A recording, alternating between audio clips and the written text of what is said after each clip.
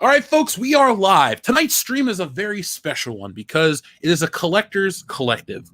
We had one last year. It was a lot of fun, and we thought, when can we bring it back? How can we bring it back? Well, Toy Fair just ended yesterday, I believe, and so now this is the perfect time to start. So, of course, I'm your host, Jeff, of World Class Bullshitters, the channel you're currently watching, and tonight I'm joined by one of my personal favorite YouTubers from the channel RetroBlasting. It's Michael. What's up, man? Hey, everybody. Good evening. Remember, if it's a big toy company, you have to teach it like you teach your dog.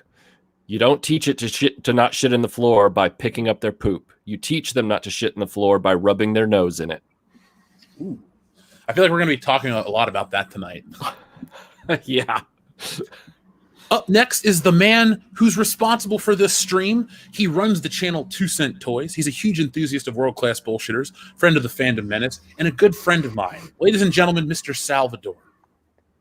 Hello and salutations. It's me, Salvador, of the channel TwoCentToys, and yes, I am the man pulling the strings behind this little get-together. I'm very happy that it came together, and as Michael said, just to piggyback, we vote with our wallets, and there were some, I think the analogy I used was a blind, one-armed man in a batting cage. There were a couple home runs, but a lot of swings and misses, but we're going to go over that real soon. Oh, yeah. This is going to be a fun stream tonight, guys. Up next is our friend Tom from Midnight's Edge After Dark. Tom, what is up, my man? Not much. I'm just excited to be here. Well, we're glad to have you. So, folks, you can always catch Tom on Midnight's Edge After Dark. He's now a member of the High Council. And if you haven't had a chance, go back and listen to last night's show. After this stream, it was one for the ages. I think I'm going to cry because I think it's the first time you've officially said that, not even in public. Yeah, well, there you go. Private, I mean, Jesus, I'm verklempt. There you go. You're now part of the tribe, Linda Richmond. Walk amongst yourselves. We also are joined tonight by a couple of our patrons. First up, our friend Darth Tico. What's up, Darth Tico? How you doing, man? What's going on, everybody? I am great, and I am ready to talk some fucking toys. And finally, we're joined by the man who has helped me add my most desired Marvel legend to my collection, the Jim Lee Rogue figure. We had a chance to hang out with him at Star Wars Celebration, and tonight he goes by Laserpants. Laserpants, what's up, dude? Hey, what's up, Jeff? Thanks for having me on. It's awesome to be streaming with you. Michael from RetroBlasting, Tom from Midnight's Edge, big fan of you guys, and Sal at TwoCentToys. Absolutely happy to have you, man. So we're all here. We're all ready to go. And folks in the chat, what's up to everybody? We got quite a few people watching. This is going to be a fun stream. So everybody, get your shit together. This is going to be a good one. So, Sal, as you and I talked off air, what we're going to do, how we're going to break this down tonight, is instead of just throwing our favorite stuff from Toy Fair at the beginning, we're going to bring that a little more into the show. We're going to start out with companies. Now, there's one major toy company that has the money to buy all the big properties. They at least license Star Wars. They license Marvel, now Ghostbusters. And the big company we're going to talk about is Hasbro. So first up, let's talk about the Star Wars collection, because we're all Star Wars fans, or we're Star Wars fans. Michael, clearly you have the advantage in Star Wars collecting over all of us. What did you think of the new stuff at Toy Fair? I heard all the announcements about, the Empire Strikes Back 40th Anniversary Black Series. I don't have any problem with the Black Series as a concept. If you're not the type of person that buys vehicles, then it's perfect for you. And I like the fact that we're finally getting some updated head sculpts for characters like Bespin, Luke, and Han Solo. I freely admit, despite being more of a vintage 80s and 70s toys guy, I am excited about the possibility of a massive snow speeder. Kind of excited about that. My only concern with Hasbro and Star Wars at this point, one, I think it's pretty interesting, and Jeff, you pointed this out on your live stream last night, was that there is no real merchandise presence for anything other than original trilogy yet again, which I'm fine with, but it just goes to show how unmarketable a lot of Disney's actual Star Wars stuff is. But the other point I wanted to make was that all of it looks great, but if Hasbro can't get the distribution volumes correct, like their distribution network has been lousy for the last or majority of decade. And if they can't produce enough to meet demand and they immediately all get scalped on eBay like they always do, then what's the point of it all? And I don't mean to be so negative up front, but I'm saying you got some good looking products. You know what the demand is. Don't create false scarcity. Don't do that shit. But Hasbro hasn't learned that lesson yet. You think they would have learned that with all the Rose Tico figures. Right. They can't find the happy balance between leaving the pegs just full of crap and sending us the stuff we actually want. Yeah. Yep, I agree. I wonder if that's not so much their choice, though, as what they've been dealing with Disney, because I'm sure they're pushing for a lot more classic stuff, and Disney's like, no, we want to push this. And as we pointed out a few times, Jeff, and I'm sure you pointed out too, Michael and Sal, and a few others probably have, there was no official Rise of Skywalker toy line. Right. This is the first Star Wars movie in the history of Star Wars movies to not have its own dedicated 3.25-inch toy line. Correct. Yeah. I'm not too bummed about that either. And I'm starting to wonder if the whole thing with Baby Yoda wasn't so much that they misstepped, because I'm sure Disney wants to push everything they can on you. If they know you will buy it, they will make it. So it tells me more so that the licensees weren't coming to them for Baby Yoda. Right. That's what I'm thinking now. Yeah, exactly. Look at the Porg situation. They pushed Porgs hard before the Last Jedi came out, and it never caught on. I mean, Mecha Random likes them, and a couple people got like Porg tattoos as a joke. But I mean, the stuffed animals sat around. That's what they say now, anyway. Yeah. I could take you to Target right now, and the same Porgs are sitting on the shelf from 2.5 years ago. Mm-hmm. They were so dumb. I mean, what the hell did they add to the story? Nothing. No. They just made annoying ass noises and pissed Chewbacca off. And they weren't that cute. They didn't hit the Ewok copy that they were looking for. They were just pretty dumb. No, I think they got lucky with Baby Yoda. Like tomorrow, I got a video coming out talking about this in greater detail because I don't know if you saw it, Michael or Sal, but Hasbro did a sales presentation at Toy Fair and talked about how the brand, the acquired brands, has expanded. It's grown over year, and they attribute Star Wars, but you have to figure out how much is Star Wars, how much is Marvel, how much is Frozen 2, and that's the video for tomorrow. But with the Star Wars stuff, you're always looking at shoddy distribution and shoddy character selection. And if we pay close attention to Kathleen Kennedy, and I believe it was 2015, she had a Vanity Fair interview, and we have a video about this as well as the video of her saying it.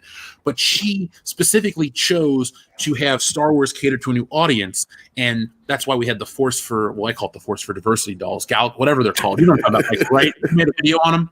Yes, Forces of what? Forces of Destiny. Right. Yeah, Forces of Destiny, yeah. Yeah, they're terrible looking figures. You had all these like really crappy toys. That's why, like in the video tomorrow, I have a Holdo a section of Holdo figures that never sold that are on clearance. Like Hasbro, I don't believe Hasbro made those decisions. I believe Lucasfilm was like, these are the new characters we're going to push forward. That is why we have Rose Tico in every scale available, and that is why she is just a nothing character in the new film. She doesn't have merchandise anymore besides Funko Pop. But then again, everybody from The Office has a Funko Pop. That's a really low bar for a Star Wars character. Well, there's a fundamental thing, and I think we touched on this, Jeff, at some point in the recent past, but on another live stream. But I just want to reiterate it again.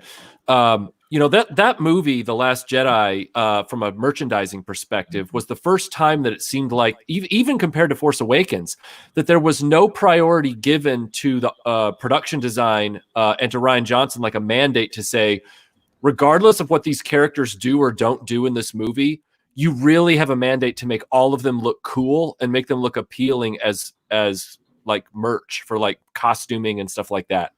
And so like when it came to Kelly Marie Tran, who's a very attractive woman in reality, right? You're sitting there going, why on earth would you costume her and hairstyle her in such a way that she becomes aesthetically one of the most unappealing action figures ever? Like she makes Imperial Dignitary look appealing by comparison.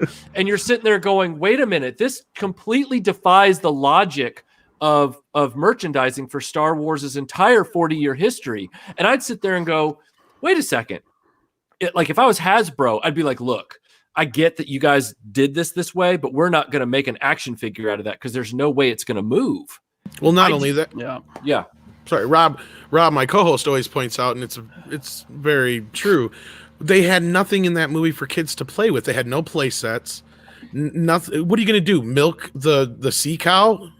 Right. It doesn't make any sense. And so, they're sitting there, talking about, well, we're trying to, grow the brand or whatever with these new characters through Galaxy's Edge and stuff. And it's like, I'm sorry, but you've already, strangled the golden goose. Nobody wants that stuff. Even Hasbro is sidestepping it for this year. They're like, no thanks.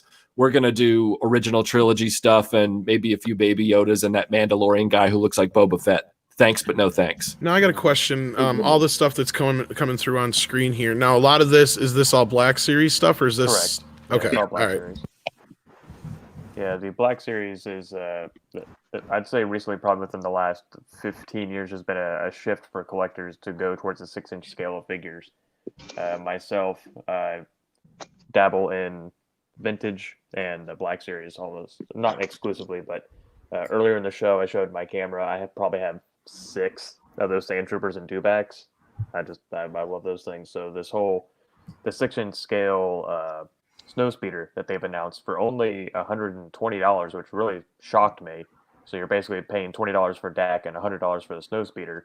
Back in 2015, they tried to launch this whole 6-inch scale vehicle model with the Force Awakens TIE Fighter with a TIE Fighter pilot. And I can still find those for the same price they were released for at $100. But we've been hearing all the time about how the figures are increasing. Like even places like Target and GameStop are up in their figure prices to about $30 a figure. I want to know why, when we've got the Snowspeeder announced for $120, when the TIE Fighter was $100 5 years ago. Like how has this plastic only affected the 6-inch scale that seems to be massively popular right now in the stores? Well, I think it has everything to do with the fact that we are the main consumer now of toys, Right. and figures. And what I mean is grown men, because no longer, I mean, children probably still do, but not nearly the way they used to. And most kids are buying Marvel. And that's about it. I've tried hard to get my 10-year-old into Star Wars and Star Wars toys, and he's just not interested.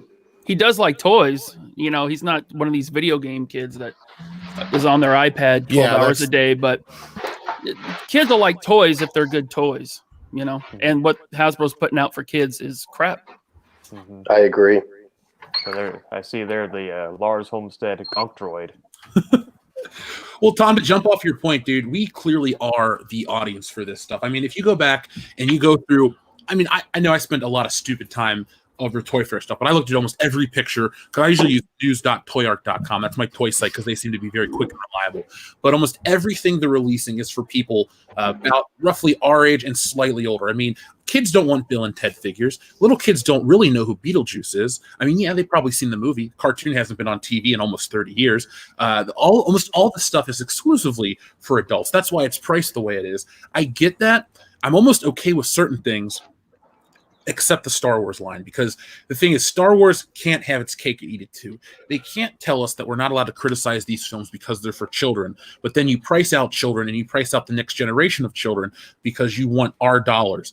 You know what I'm saying? Like, I don't feel like it's fair for them to say, hey guys, shut your mouth, just buy our shit and deal with it. Like that. Oh yeah, it's definitely, I don't know if it'd be like a snake eating its own tail, but it's one of those kind of analogies to where, yeah, they're really killing the main revenue stream, which would be children.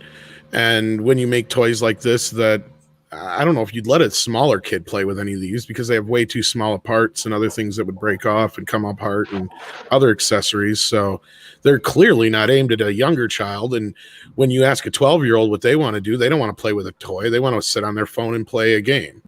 Yeah, but guys, don't worry, because they have marketed to kids. They've marketed the Meow lightsaber. Meow. So, are you talking about the one where you can Stupid say something thing. and it just repeats what you say when you swing it? yes. Oh God, that thing is annoying. I'm gonna buy that and just make it say curse words. I was You're at my like, Walmart today, literally not even 4 hours ago, and because I'll admit to it, I am a huge fan of the Mandalorian, and I've been actively hunting for the 3 3/4 vintage collection Mandalorian, and so I always go to the Star Wars section. It's been relegated to 2 Black Series figures, Rey from Episode 9 and Luke Skywalker, and the Yavin Ceremony 3 3/4 Luke, and then probably 30 to 40 of those Meow lightsabers, and that's it. Yeah, those things are the dumbest thing I think Hasbro's released. Is it Hasbro that's making the lightsabers? Yeah. Yeah, I- that was a terrible decision. Hasbro, So- please stop. I would argue that Luke Skywalker or Luke Squawker, depending on where you read it on the box, is also a dumb decision. I agree completely. How did that get past so many levels of quality checks? That was ridiculous. I have no Because- idea. It's like Disney animation. Like, look at Resistance. You know, it's just simple, cheap crap that they can pump out that they think kids want, but kids don't give a crap about those. Yeah, I saw 5 minutes of Resistance with my kid, and we were both like, meh, let's turn it off. Yeah, you're braver than me. I can't even get past Which the is trailer. funny because Disney used to have really heavy duty quality control on certain things, and even to the point where if something was messed up, they would destroy the toys. Like I've heard stories of where, like, famously, I think Anna was just talking about when she worked at the big Disney store.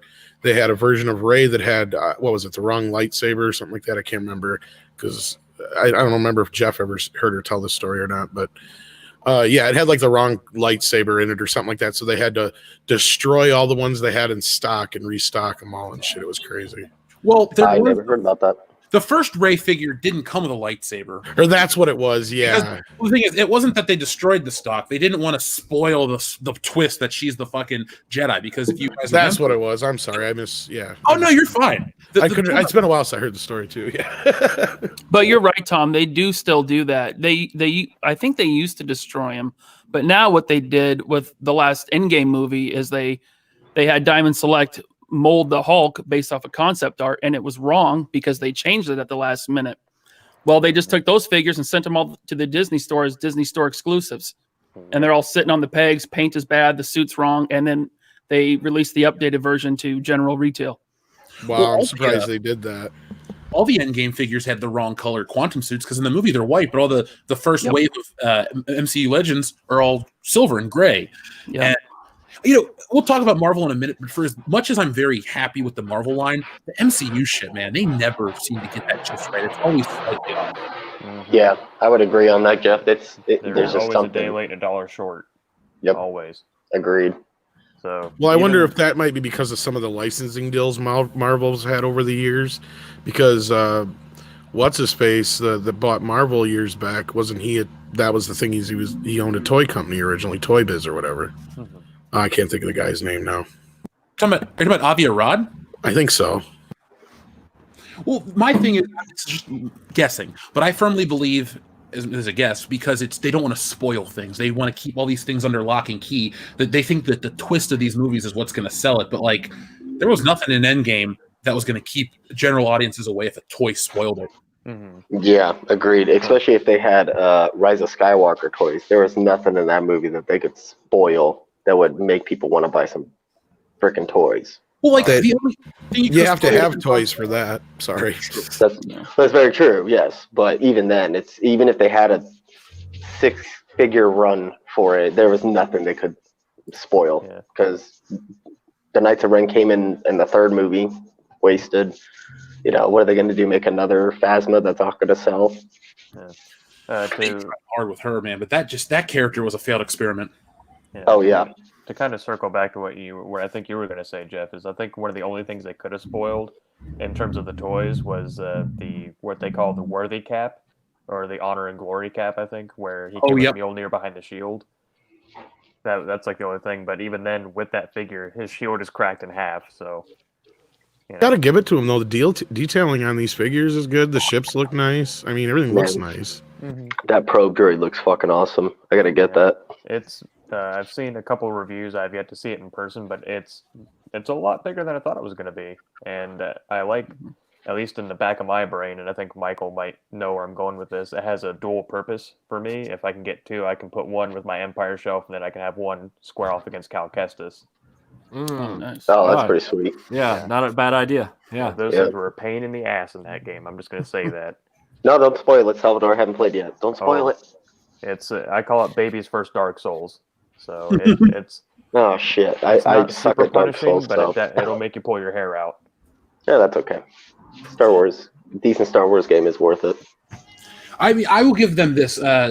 can't believe I forgot who actually made the comment about the quality. Like, I have that Han Solo that they showed a minute ago. That's not a new release. That came out, a year and a half ago, maybe, right? Mm-hmm. Black Series. Single. Yep. This stuff looks way better. Like, for as much as I'm against Disney Star Wars, how they've treated the films, Hasbro's actually upped their game across the board in the Black Series. I mean, that Luke Skywalker we showed earlier came out many years ago. It looked like shit. It was a joke, and they went back and gave us a brand new head. So I mean, are you talking the one in his X-wing suit? No, the Bespin one. I'll pull it back. Oh yeah. Even I am. Go ahead, Darth. Okay. So like I'm super impressed, and we'll talk on it a little bit more when we get to Marvel. But they really they went all out on that Hoth Trooper, like just the troop builder. There's they did. You can take his goggles off, you can give him a scarf, change the hat. They gave him a new faceplate that hides in the backpack. Like they're up in their game pretty hard. I think they even said there's 8 different ways or 8 combinable different ways to display that figure. You literally read my mind, man. I was just going to talk about that Hoth Trooper. What I really hope they do is, you remember in the 80s, toy lines would have accessory packs, and you could buy it to have additional weapons or pieces for other figures. I want an accessory pack with more faces, more different guns. And I think I said that a year ago, actually. Yeah, it was the last toy stream. Yeah, I mentioned, I was like, Hasbro, I was like, just charge like $50 and give us a pack of hands, heads, like instead of releasing a whole, like the same figure over again with a different head, just release a pack of heads and hands and let people buy it, or pick and choose what they want on Hasbro Pulse or whatever. So you make a checklist and they just mail you a box full of the stuff. Yeah, Black Series is really lacking in hands. And that Luke looks really good. It's a good upgrade. It's not quite there yet, I think, with Hamill's likeness. But if you're going to put out Jedi that can hold a lightsaber, you got to give him better articulation in the shoulders, so we can actually hold it butterfly joints. So there. It looks like he's holding a baseball bat. That's what I was going to say. Is that body is still the original release from a few years ago. Whereas if you look at the snow speeder Luke they're coming out with, he does have the shoulder roll, so he can hold it even better. I don't know why they didn't add shoulder roll to this to really, make it, truly functional. Because it's very difficult. That's pretty much the one you just show with it having in 2 hands. That's pretty much the only way he can hold it with 2 hands. Whereas this one, if you look at, you can kind of, I think he's got shoulder roll right there at the top, if I'm not mistaken. Way, yeah. I am waiting for your review, Salvador, to tear down the articulation. Oh, so I will. And don't disappoint. I watched the live event on this, and they said that because people were going to say, "Oh, it's just the X-wing with new boots." They said no, this is a completely new body that they did for. No, that's a new body. And so, to speak on the face upgrades, I acquired and reviewed the Walmart exclusive Jedi Knight Black Series Luke. It's the same body. It has like no articulation in the chest at all. He holds his lightsaber down at his waist. It's a new face, and that's it. Yeah, I did. I think I was the only person who was watching that premiere, Salvador. I was sitting at work watching that, and I'm actually looking for that because I have the Dark Knight Revan one, and I got to add him to my collection because Revan is one of my favorite fucking characters. Yep. But yeah, when you were showing the articulation, I was like, oh, that kind of sucks. But I could see what you were saying with the difference in how he's clothed compared to the Dark Knight Revan with all the tears and stuff, which give him more mobility. Right. But I'm still getting him. Yeah, I don't know if I misspoke. I meant to say Luke. I think I may have said Revan. But the fact remains I have done both of those, but it seems like the new ones with the face scan, they're just like, we got the buck lying around, we'll just update the face and the fans won't notice. Yeah, it saves them a lot of money. It's lazy. They should have updated. Yeah, it is. I mean, personally, I'm really excited for this Luke. I pre-ordered it already, but I couldn't pull the trigger on the snow speeder because, Michael, you made the point earlier about the distribution. Hasbro and their Black Series large-scale items always go on sale. I got the land speeder for $20. I got the dewback for like $20 on Black Friday this past year. Now, I wasn't going to buy the Ray Fudge Sickle speeder. Yeah. Nothing from the new movies, but like the Fudge Sickle speeder. that thing got down to $9 on Amazon. Oh man! Every time I hear that, I fucking die laughing inside. Yeah, Fudge Sickle speeder. Jesus. I pulled the trigger on the snow speeder because I was high on endorphins. And, So because as I mentioned earlier, the dewback is one of my favorite. Like I made a video on my channel about it, so I won't go over it here. But I have 6 of those. But I think by the go ahead. I've never paid full price for them though. I've paid half at the most. What do they charge you for had them on sale for like $15 on Black Friday or something. Oh yeah. What are they charging for the new Black Series Snow Speeder?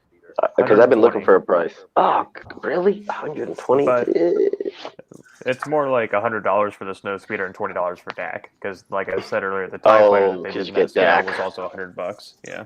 But you know what? I got to give it to Hasbro on that one, because this is the first time in a long time that Hasbro has actually made sure that when they're releasing a Luke Snow Speeder figure, they're also releasing a Snow Speeder and they're releasing the gunner in the back. Whereas if you go to Walmart right now and you pick up the box for that Jabba the Hutt Palace diorama thing, it actually says on the box in the disclaimer, it says other figures not included. Many figures may not even be available for sale. Correct. And they do that stuff now all the time. They're like going back into their archives and pulling out figures from like 7 years ago and putting them on the box for the artwork. And you're sitting there going, what happened to being able for a big toy company to actually put the figures out that are on the damn box at the same time? Like they just had a I know we're going to talk about Marvel Legends in a minute, but they just had like a slideshow. I think Sal, you were the one that showed me, but they showed the X-Men from the arcade game as Marvel Legends figures, all in a big slide. Yes. But those figures all came out in different years. And so it's like, why didn't you bring all those guys out at once? Like, why have you made this so difficult for everybody? I'm sure there are people who've sold their collections waiting for Dazzler and characters like that, and now Dazzler finally comes out and they're like, ah, damn, you know. And now we've got Storm. We'll go over more, but now Storm's coming out. Right. Almost a year later. Really? Yeah. A year? They're finally releasing her? Well, that's like the Wolverine for that was released like 4 years ago. Yeah. So Are you talking the Uncanny X-Men ones?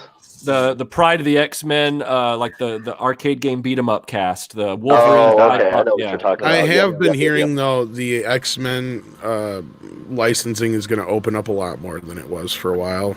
We'll see. There were years though where there was nothing. So yeah, there's a reason for that. It has everything to do with the Fox deal, and now that they own Fox, they're going to totally you're going to see a crap ton of like X-Men stuff in the next couple of years, guaranteed. Oh, Good. I'm looking forward to it. Yeah. That's awesome. Yeah, I'm actually excited for them to. Hopefully, they'll do the Legends, but release the whole X-Men line. Yep. I want the Jim Lee suits. Well, they just actually finished those last year. They did the whole over like the course of a couple waves, and that's why Laser Pants. I want to thank you again for getting me Rogue because I've never seen her. Oh, you finally got the Rogue, eh? Yeah, dude, he sent me one to the PO box. But like, Rogue came out years ago in the Juggernaut wave, and nobody wanted her because you didn't know they were going to do all the Jim Lee stuff. And then Cyclops came out, and that was stupid expensive unless you caught it right away. And then the rest of them have been easy to find. And I mean, hell, Storm came out in an exclusive, well, not exclusive, but the vintage line. So you're slowly going to, I own them all now, but you just have to go pick and choose through the lines. Yeah, I think they put out the last one you needed. That was Jean Grey in that 3-pack back in November. Yep. And so now you can recreate that whole cover of X-Men #1 by Jim Lee. Yep, and I also got the 3-pack of Magneto and his children, and I mean, we'll get to that in a second because believe me, I love the Marvel Legends stuff. Darth Tico, I told you I'm gonna cycle you out so we can have our friend Darth Armo come in, but then I'm gonna cycle you back, and I just want to let the audience know what's gonna go up. So, folks, we're gonna say bye to Darth Tico for a moment. He's gonna be on. Actually, so before I head out and before you let Darth Armo in, I will say the Bespin Han Solo looks fucking really good. I'm getting that shit, and hopefully the price, or like you guys were saying before, hopefully the demand for the Snowspeeder is kept, because I think that shit will sell. It looks great. Hasbro is smart and they don't just, bare minimums just to pre-orders and have a few loose running around where the price goes up. So, but yeah, I will be back, everybody. You go and cycle me out, Jeff. All right, cool, man. All right. Darth Armo, what is up, dude? How's it going, gentlemen? Thanks for joining us tonight, man. Not a problem. It's been a while, but it's good to be here.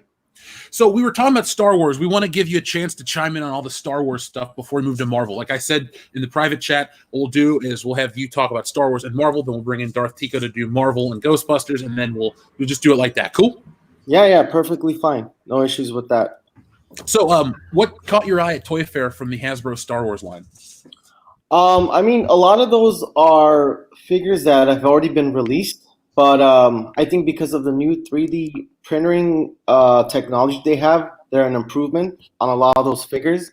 But you guys were talking about the Snow Speeder, and that definitely is the one that I'm most interested in getting. It just looks amazing, and out of all the vehicle lines they've released, besides the Dewback, that's probably the best one that I've seen. Rest of the Star Wars toys, I mean, I've been collecting the Black Series since it came out, so I'd have to see them in person to really judge which one I want. Somebody was talking about the 3 3/4 inch, which is not out yet, but I'm happy they're keeping that line alive, but I don't know, it's not looking too good. Plus, the distribution on that is terrible. If you go to a store, they still have Wave 1. I mean, I see what was his name? The Snoke, a bunch of Snokes everywhere. So I'm hoping they bring in more 3 3/4 inch line for Star Wars. The 3 3/4. Oh, good. Okay, yeah, the 3 3/4 inch line to me seems like it's on life support.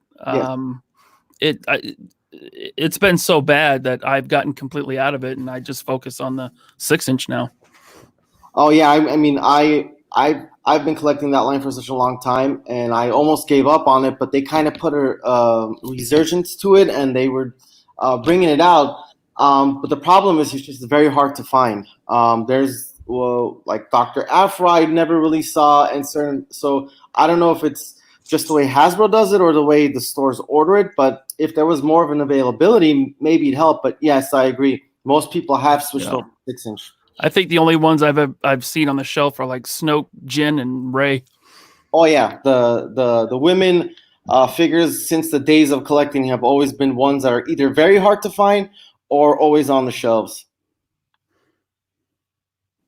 Yeah, I've definitely till this day we still have those issues with the Marvel Legends stuff. Like my local Target before I moved had nothing but like Misty Knights and there was like a Songbird, Dazzler.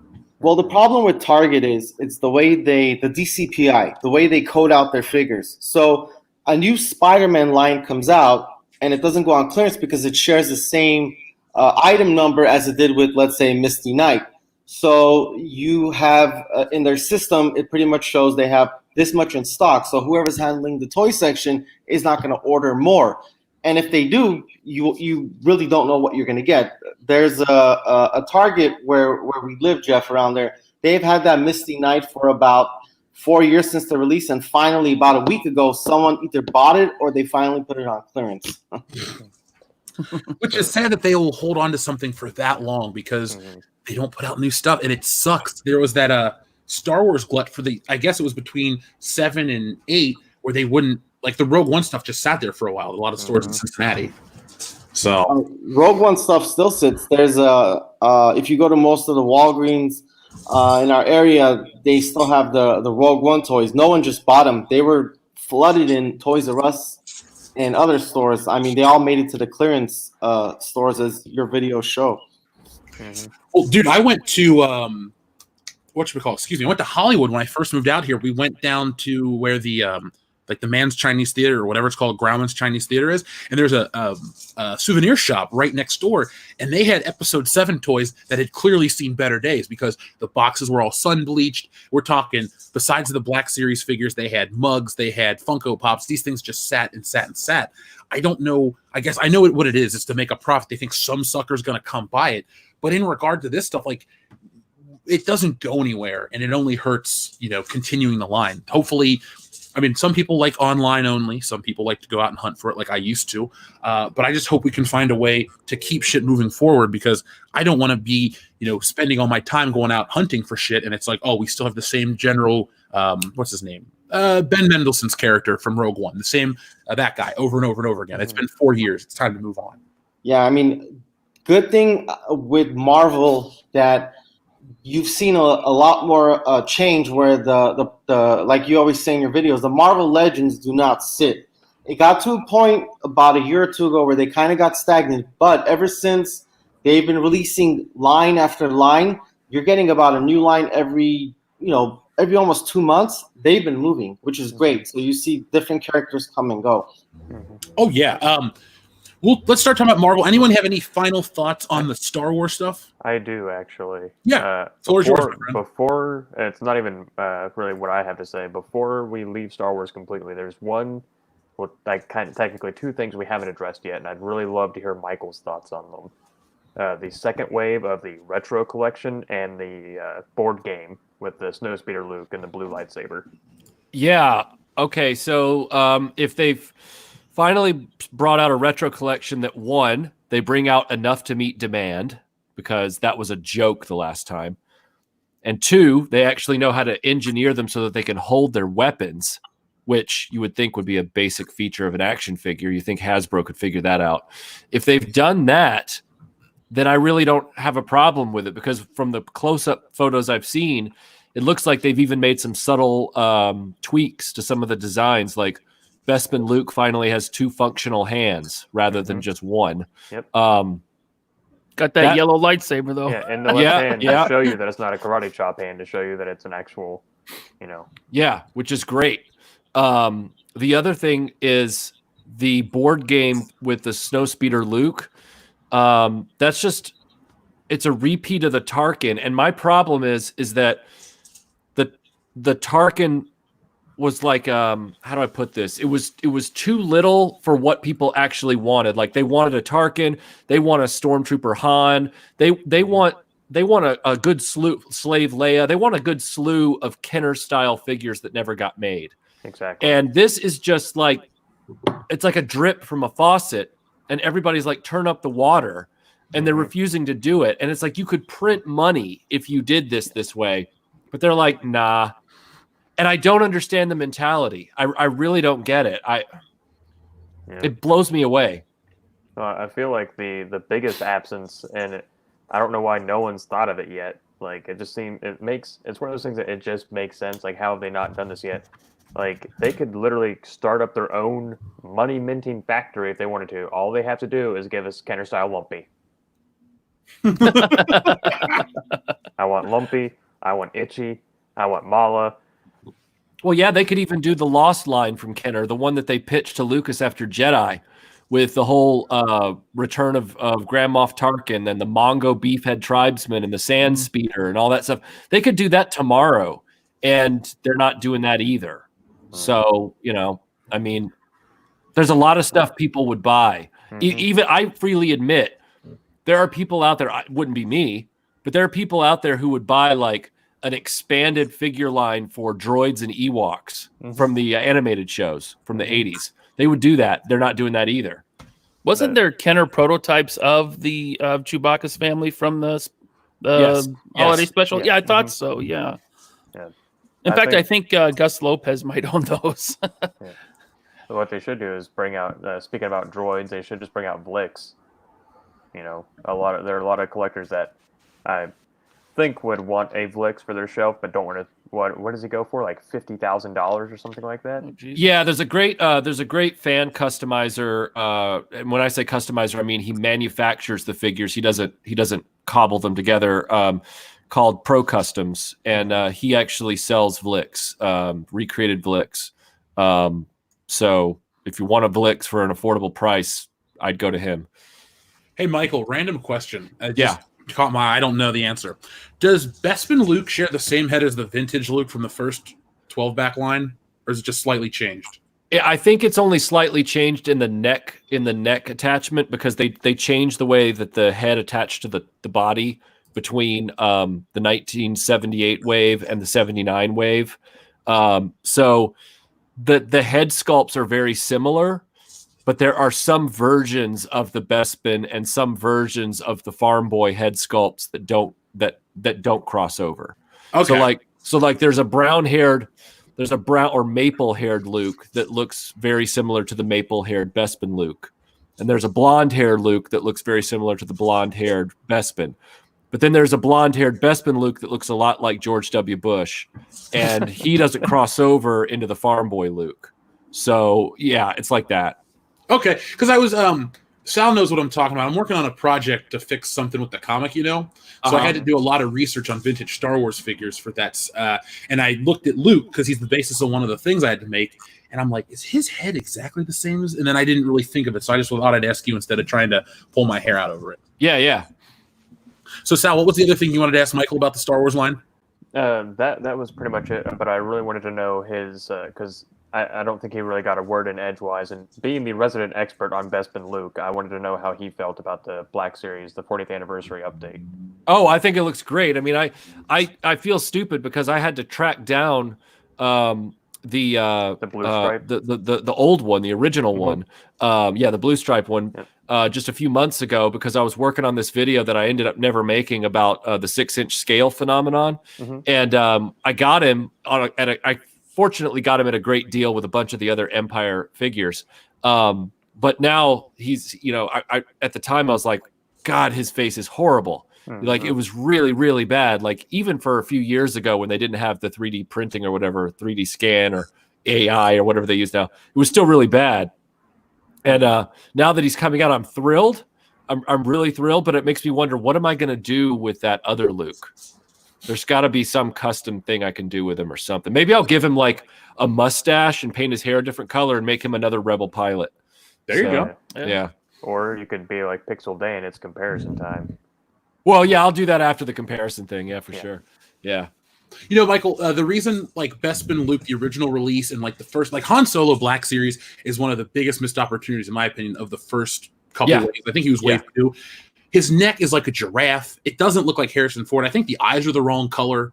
Like it's a cool concept that they sell you this $20 figure. You get regular hands, you get gloved hands, you get gun belt, you get stormtrooper belt, you get the blaster, and you get the blaster rifle. You kind of get every main A New Hope look minus the headset. But the early Black Series was such a turnoff that I really got interested in the SH figure art stuff. And I think Hasbro's getting better, but I still don't think they've reached like what SH Figure Arts could do, 6 years ago. Like our basic stuff is getting there, but not quite there yet. And I'm watching other bigger like boutique licensee holders ditch Star Wars because the big collectors aren't spending $80 on a Han or a Luke. They're just like, I'll move over to something else. Yeah, especially after you've got these characters constantly being remade in various plastic scales and versions over the years, that almost to a countless degree. I think there's 96 3 3/4-inch Darth Vaders that have been made by Hasbro and Kenner alone by now.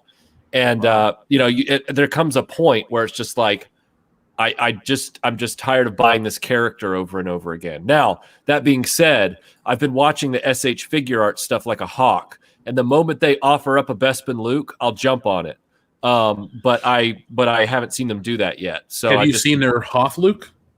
Yes, looks amazing. Man, it's a good looking toy. I would jump because of the collectibles I brought to California. I had to bring Han Solo from SH Figure Arts. It's the best like A New Hope figure we've had in that scale. Yeah. The thing is, I want Hasbro to make such a good toy that I have to go out and rebuy it. Like, I know it sounds stupid, but I don't mind rebuying something if it's so amazing. Like, I don't care that, they re-released this toy with a new head. Okay, it looks great. I'll get one. But they just got to be able to get there. I think that's what everybody wants. Yeah. So folks, real quick, we're gonna move over to Marvel in just a second. That's gonna be a big meaty part of this show.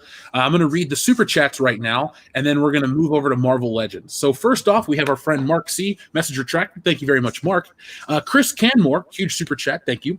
Great stream last night, Jeff. Pulling double duty. And if you haven't, support RetroBlasting on Patreon. So many perks Michael offers. Since I became a patron, my life has changed for the better, and so can yours. Thanks, man. I wholeheartly endorse that statement. Yeah, I tell everyone to check out RetroBlasting on all the platforms because, Michael, we've worked together, and I'm using quotations because it's not really work if you're having a good time. 2 years ago is when we first met. Yeah.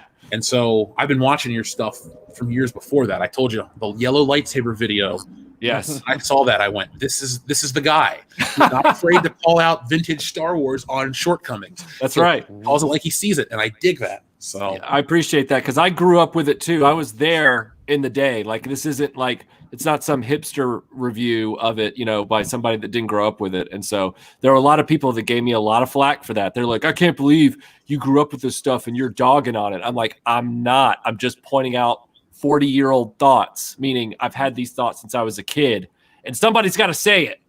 Don't you dare have an opinion.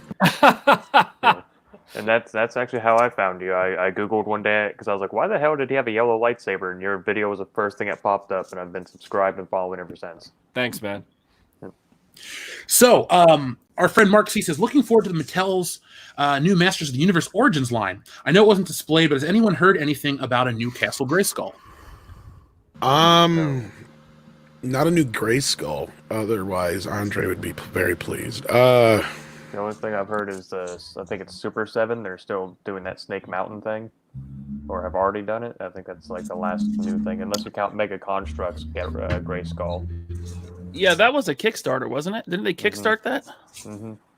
Yeah. Yeah, but that's a can of worms for another day that we could talk about their distribution and how they did it right. But we can get to that eventually. Yeah.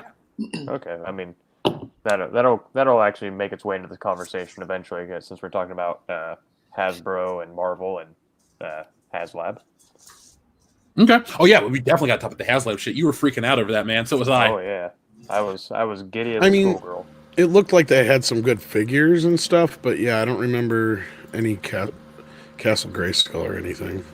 And remember, folks, I'm always kind of quiet when it comes to He-Man, G.I. Joe, Transformers, because that was before my time. And while I like and respect the brands, I didn't grow up with it, so I don't have that same attachment. So they're saying if anyone's ever like, you guys talk about this type of toy, but you never talk about these ones. Well, I was born in '88, so by the time I'm playing with toys, Batman, Power Rangers, all that other stuff. Don't worry, I'm sure Michael and I can hold down the fort on G.I. Joe. There you go. Yep, we got it. I was saying I'm a He-Man man, so. We'll get Jeremy in for the G.I. Joe shit. He freaks out over G.I. Joe. I've never seen him act like that. Like, he's always, like, real stern, and he makes his videos a certain way, and he's fun in person. But, man, when you bring up G.I. Joe, that dude's off to the races. He is so excited. Yeah, and from what I can see here, all they got is just the Super 7 Classic line. It does look like they got a nice-looking Battle Cat coming, though. Yeah, if He-Man's not on the docket, I can actually speak to something about He-Man briefly, unless we're going to cover it later. Yeah, and I can speak to it as well. Yeah, I was gonna do that because so far I had this. Then we were gonna get into Mattel, and since technically Mattel, He-Man was a Mattel thing that they've licensed out to other companies. I thought that would have been a good time to bring up He-Man. Oh, okay, I didn't know that. I'll hold off then. I wasn't gonna not talk about He-Man because this is like a collector's stream. We all collect different shit. But I was just gonna wait till we got to Mattel, which is definitely the next company we're covering. Or take it back. We're gonna do NECA real quick and then Mattel. Fair enough. Stay tuned. Oh, yeah, folks. By the way, we have 645 people watching. Thank you very much. If you guys could do us a favor, hit that thumbs up button because we will do more collector streams like this if you guys let me know that you like it. It's all about what you guys want to watch, what you guys want to hear us talk about. If there's a demand for this, I know Michael will come back. I know Sal will come back. I know Laser Pants and everyone else will come back. So, and if you're out there and you're a patron and you want to join us, message me. We'll make these happen. We've done a lot of patron streams. So there you go. Lokio7 says, I love RetroBlasting and Midnight's Edge, but Kenny Omega and Pac are killing each other in AEW right now. Well, Lokio7, I understand if you're going to watch them, just catch us on the replay. If I had cable, I'd be watching AEW each week. Modalicious, thank you very much. He says, I can't wait. Just a few years, we will get a Netflix documentary series on how bad Disney Star Wars failed in theaters and in stores. Michael, you have film production background, correct? Like, you know about a lot of stuff? Yeah, I do. I think we should do the documentary. We were at the front lines of all this shit, man. Midnight, or Tom, we'll get everyone involved. I'll buy 2 copies, please. Shit, we'll have you in the documentary. We'll get you a nice G.I. Joe costume so you can maintain your secret identity, and we'll put you in it. Outstanding. Mark sees Jeff. Did NECA's Back to the Future figures get your attention? Mark, I woke up to the picture of Marty McFly. That's why we're talking about NECA next, because I can't contain my excitement. I'm being a little biased and strong arm in the stream, but I promise you we'll be talking about the NECA and the Back to the Future stuff because holy shit, I'm ready to buy it all. It's heavy. Yeah, it's heavy duty, Doc. Heavy duty. That Junkman, thank you very much. He says, Hasbro sucks. Here's $3 to go buy 10 Rose Tico figures. Well, Junkman, I have 50, so why not have 60 Rose Ticos? Does it matter? Why not? Andrew Clark says, comments on Hasbro Egg Surprise toy bundles. Sal, what are those? Egg Surprise toy bundles. That is a very good question for someone much smarter than myself. Michael? Based on the name, I'm going to assume it's mystery packet things. And, yeah, so I actually bought my kid one of those egg things, not from Hasbro. It was branded with some YouTube kid that he's familiar with. Nah, Ryan's not World. Ryan's it wasn't Ryan's World. It was a different one, and I forget the name. Either but way, I picked him up one of those. It was $30 for this giant egg. You open it up and it's filled with like quarter machine toys. Gashapons? You put the quarter in. So you in turn other it. words, it's an oval mystery box. In other words, Yes, it is a mystery box. There's full of crap. I say there's exactly one mystery thing that I will actually endorse, and that is Mega Constructs for the 40th anniversary of Alien. They have these little alien eggs that come with 2 Mega Construct aliens in them, and so that I think is a good deal. It's like $8, and I happen to like Mega Constructs, like little Lego people who don't know, but that's like it. Other than that, I don't like these little blind bags that Funko does, where it's like a miniature bobblehead and they're all cartoony looking. Yeah, that's a hard pass. Yeah, hey, hot take: Mega Construct minifigures are way better than Lego minifigures, and I probably just pissed off half of the people listening, but they're just better. Mm-hmm. They've got better articulation in about a 2-inch figure than some of the modern 3 3/4 do. Yep. So. I don't, just real quick on the blind bag stuff, I'm really meticulous when it comes to the paint on the figures. Mm-hmm. So like if you'll ever shop with me, Sal, Michael, one day we'll definitely do this. Like if we all go toy hunting, I sit and I'll look at like, well, Darth Armo, you're close, so we'll probably be the first ones to do it. But I'll sit and look at all the figures' faces to be like, well, the eyes are lined up, because if I'm going to buy it, I just want it to be perfect. So well, I agree. That's why I hate the blind crap. That it's cheap to me.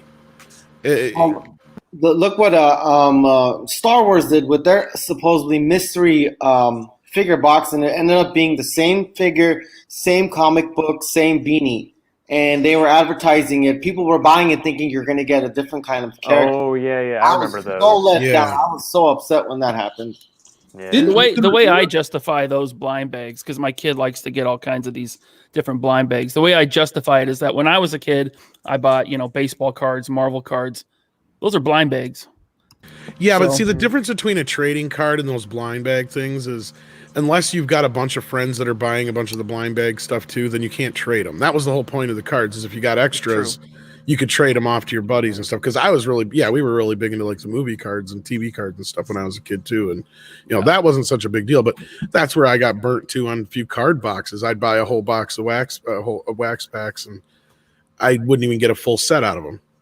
Mm-hmm. And it'd be like, what the heck is this? And I'm assuming the same thing. You go through a bunch of those blind things and you get 20 of the same character and only 5 of additional ones, because they produce whichever one the cheapest one is 1,000,000 times over compared to the rest. Yeah, that's true. You just got to get good at feeling the bags and knowing. Oh yeah, and that's the other thing is you see people standing there forever feeling the bags. I've seen them in the stores. I mean, I know what they're doing, but I'm like Jeff. I'd like to be able to see what I'm buying. Or if I'm buying it online and I know there's something wrong with it, I'm not going to get hassled if I want to exchange it or whatever. Yeah, the only time I'm willing to go in like that is if I buy online, or if it's like a high-end collectible that's only available online, like the Mayfex. Right. But then when you're paying $90 for an action figure, you expect you have the high expectations there. Yeah. Let me see. I'm going to read a couple more of these. Thunder Robot says, all the Disney Star Wars Black Series toys have been great for customizing into Power Ranger figures. Ooh, Sal, remind me before we move to the next toy company to bring up the Power Ranger stuff. Oh, absolutely. I'm there with you. Because I have a strong opinion, but it's neither here nor there. And what's this abomination on screen here? This is from the video game. God damn you. You know what? Now's the perfect time. Folks, we'll get to the super chats. I guarantee it. Just a moment. Let's start. Oh, that's right. You were in the middle of super chats. I'm sorry. I forgot. Oh, that's cool. Well, okay. There's only 3 more. I'm going to read them. But Thunder Robots, it would be better to customize some of the Hasbro stuff into Power Rangers, because the Power Ranger stuff does not look good. And like I said, we'll be talking about that in a moment. Mark C, thank you very much. He says, with Hasbro taking the G.I. Joe line to 6-inch, again, another one we need to talk about, Sal, who's looking forward to a 15-foot long USS Flag aircraft carrier? You don't give me hope like that, sir. You don't do that. I don't know where you would keep that. I will That's sleep like- on it if I have to.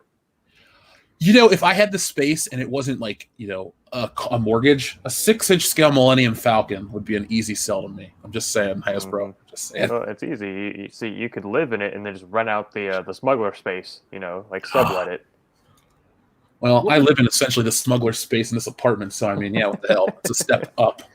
Would that be like a 10-foot long Millennium Falcon at that point? I guess so, because the figures are roughly double. So Yeah. I mean, if we wait long enough, rule of statistics, eventually you'll be able to buy the one over at the fucking Disney park. Yeah, you're not Just wrong. You are Don't not buy wrong. it. Just wait till they throw it out back and pick it up Yeah. for free in the middle of the night. Exactly. Lightly used. That's still there come dark. It's coming home with me. I think most people would rather pull the mattress out from the alley behind your house, though. At least that one is seeing people. Is that too soon? Is that too deep of a cut? No. Our friend Chris Canmore, thank you very much for your generous super chats, both of them. This live stream is amazing. I need more of this. Grats, Tom, on becoming a council member. So, guys, Thank you. I'm going to both San Diego Comic-Con and Star Wars Celebration, and word on the must-have exclusives to buy. I don't think they've announced anything yet, have they? I haven't. The only thing that, and we'll talk about it later. They've only announced store exclusives, to my knowledge. There's been speculation about what might be a con exclusive, but so far, both of those rumors that I heard about this is going to be a con exclusive have been actively shot down. So. Yeah, we won't see anything for a while. It's usually about 3 months to 2 months before San Diego Comic-Con, where you start getting leaks, and then they'll confirm it about right when it gets closer to the con. You'll see it on the website because they let you pre-order that stuff, so you don't have to go wait in line. You can just pick it up there. I think that's what Mattel does. They'll let you see what the exclusives are. You pay for it, and you pick it up at San Diego Comic-Con. Yeah, Hasbro allows you the chance to be increasingly frustrated because it sells out 2 seconds after it goes live.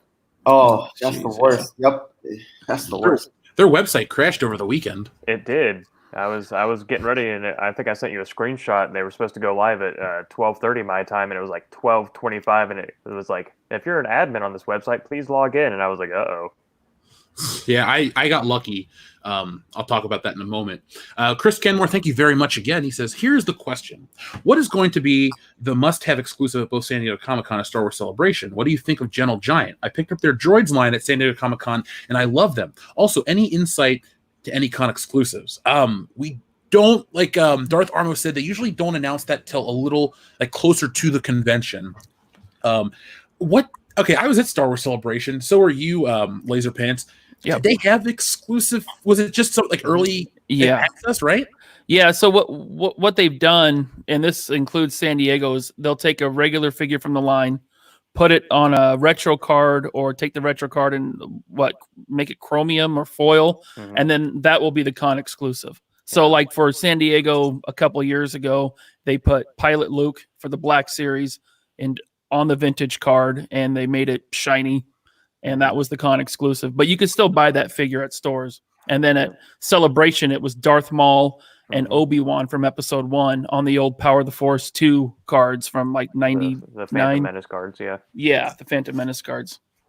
Yeah, I think for San Diego this past year, with the exception of with the exception of one I know, I think it was the Kenner style Boba Fett is the only one that hasn't been released in the stores, and I think maybe the prototype Vader, but I think that might have been a Target exclusive. Maybe it just never showed up here. But even the Luke Skywalker 3-pack, they did the quote-unquote Episode 5 Luke, which was the wrong one. They put him in an individual card, and they announced that they're doing the Jedi Luke on an individual card. So eventually it's only an exclusive for 4 months, really. Thanks for sending me that, by the way, dude. Oh, absolutely. I'm glad yours didn't show up all mangled like mine did. Well, I was so tempted to bring that with me because my mom, for some reason, bought me the Yavin Ceremony Luke Skywalker for Christmas because I told you our Walmart mispriced the vintage figures. They were $2.99 a piece. Oh, you can't pass them up for that price. Yeah, so I had Chewbacca, Luke, a couple other ones, a Death Trooper from Rogue One, but those are fun to have. And finally, Leo Convoy's review says, here's to support Michael at RetroBlasting. Well, thank you very much.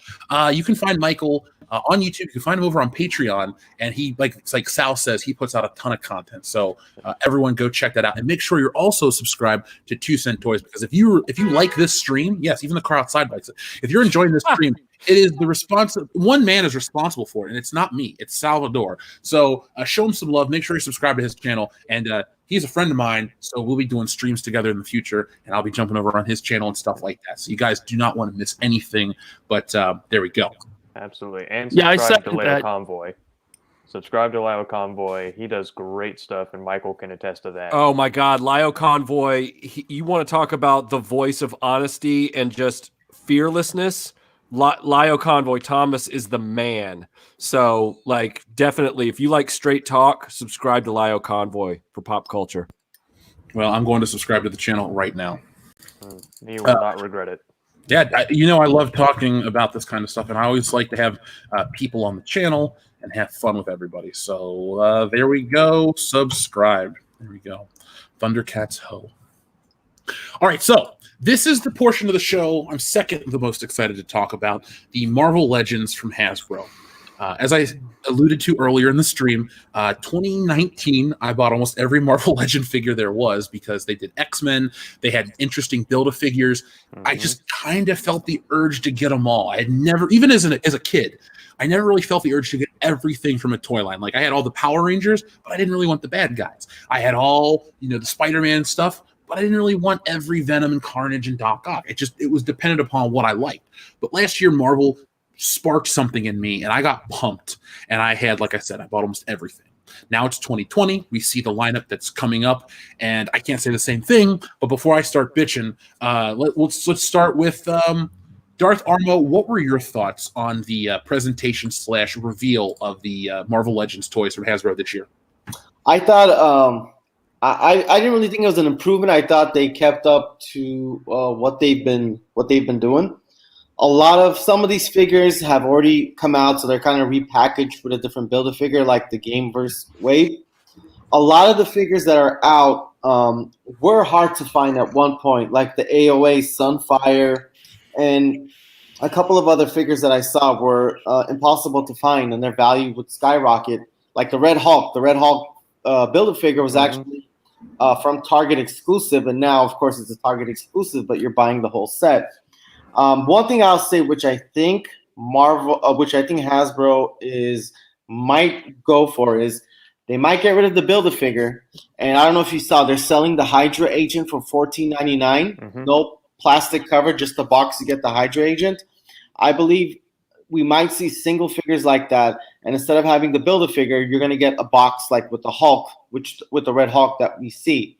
I really thought they have a wide spread of exclusives. You have your Walmart, Target. I don't know if there was any GameStop exclusives. I mean, they're going out of business, so I don't know how they're getting exclusives.